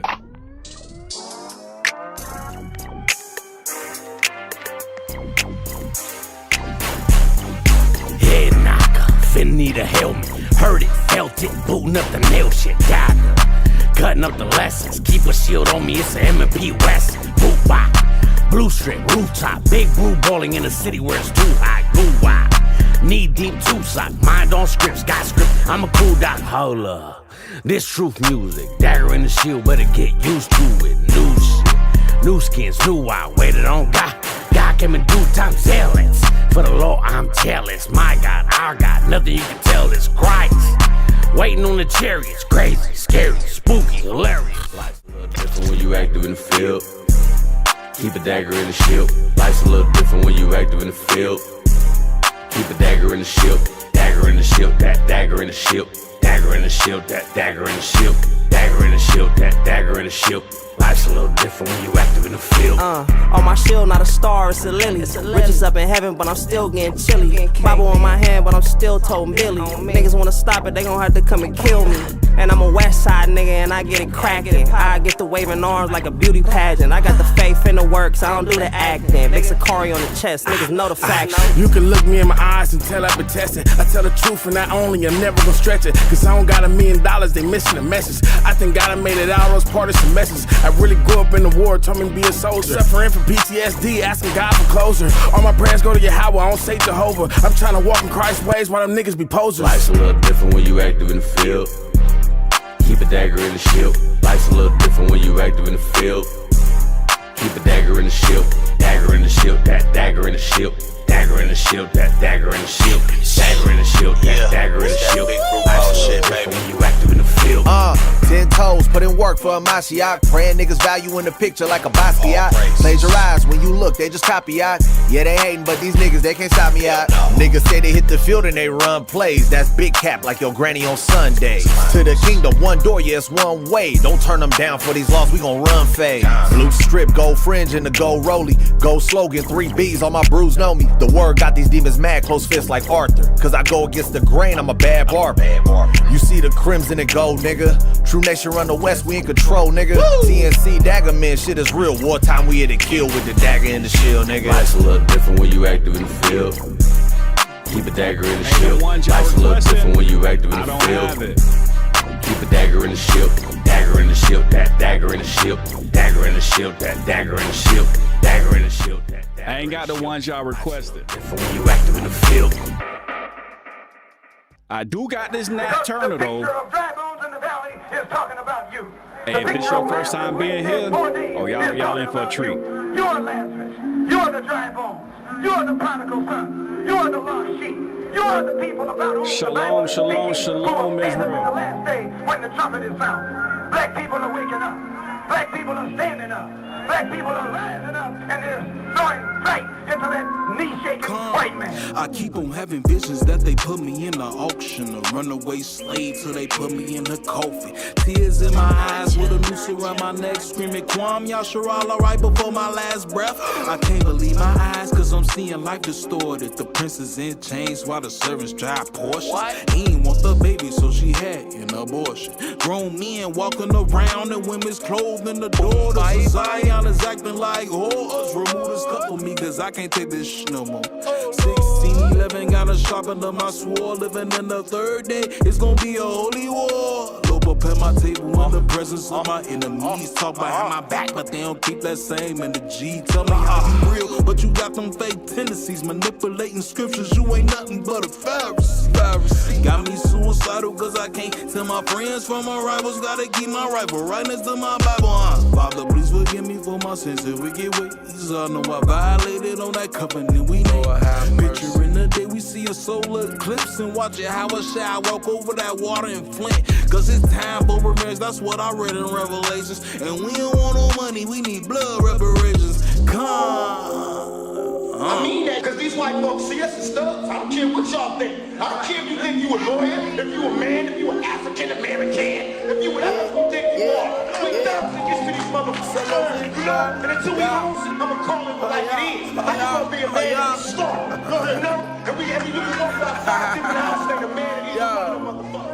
I'm not turn on this beat, Dutty Butman flow. Oppression and poverty while you slay my people though. Y'all dirty pigs, gotta pay for what y'all did. Y'all fed the babies to gators, remember gator betas. I call it nowadays because revenge is sweet. Y'all heard my fathers from the tree, cause they look like me. One letter to my dog, man, I ate a cone. Just like Cole, you could call him as I run a spoons. My scripture break his bones, and then it make you strong. We study it for hours, this word ain't for no cowards. We building us some soldiers, it wake you up like Folgers. We prophesying wins, we looking for the wins. Cause we don't take no L's, we coming up from hell. My scriptures ain't for sale, my soul is never sold, and I will never fold. Woman under deodorant, fluoridated water. Children on the street, selling bodies for a quarter. Fringed up with my beard, mixture on my head. I look around, see a lot of spirits dead. I see the demons talking, I hear the spirits chirping. I see the spirits walking, I see my people hurting.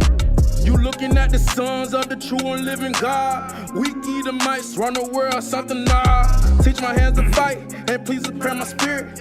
Banging for our power, until the people hear. I sit alone in my four-corner room, staring at candles. No, literally menorahs, all this OGs I see. Staying lit like the light of Zion, that's all I be on. Karash and Karatas are all a passion, eat them peons and make it look so damn good when we slide through. Can't see the shoes up under my garment, it's like we glide through. Really, shame in these shade-faced cavemen. Every other day we wake up Jake in different raiment. I'm just saying, boys hotter than corduroy in the Trans-Sahara. That knowledge come and walk by us, I guarantee we'll tell you not one word will ever fail you. All we do is prophesy. While your pastor eating pork chops and telling lies. I can tell by your mentality that you probably know. Ask you if you got it with fringes, you saying probably no. Obedience is better than sacrifice, so we stay on par. The same reason Zaquan Matata call me Basadar.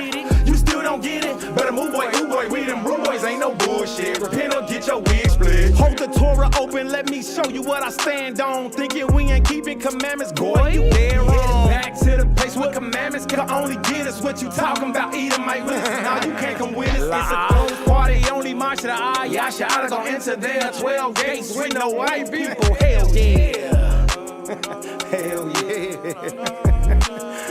And it's a celebration. Salute to the light of Zion. Kwam Yasha Allah. 12 tribes of Yasha Allah. Be obedient to the Most High God. Keep the law, statutes, commandments. Keep the light of Zion burning bright. Kwam Yasha Allah. Isaiah 8:20, law, statutes, commandments, faith in the Messiah. Kwam. Bashem Yahawashai. Bashem Yahawashai. True sides. Drawing the swords, bending the bows, severing thumbs, and head toes. Be hitting kings, as in the times of old. Swing on the women and children, silver and gold. The fishermen that put away the fishing poles. And very small numbers, Yahweh sent forth his hunters. Strong towers they conquer, over walls they jump, over heads they stumped, over heads they stumped. This is the hunt.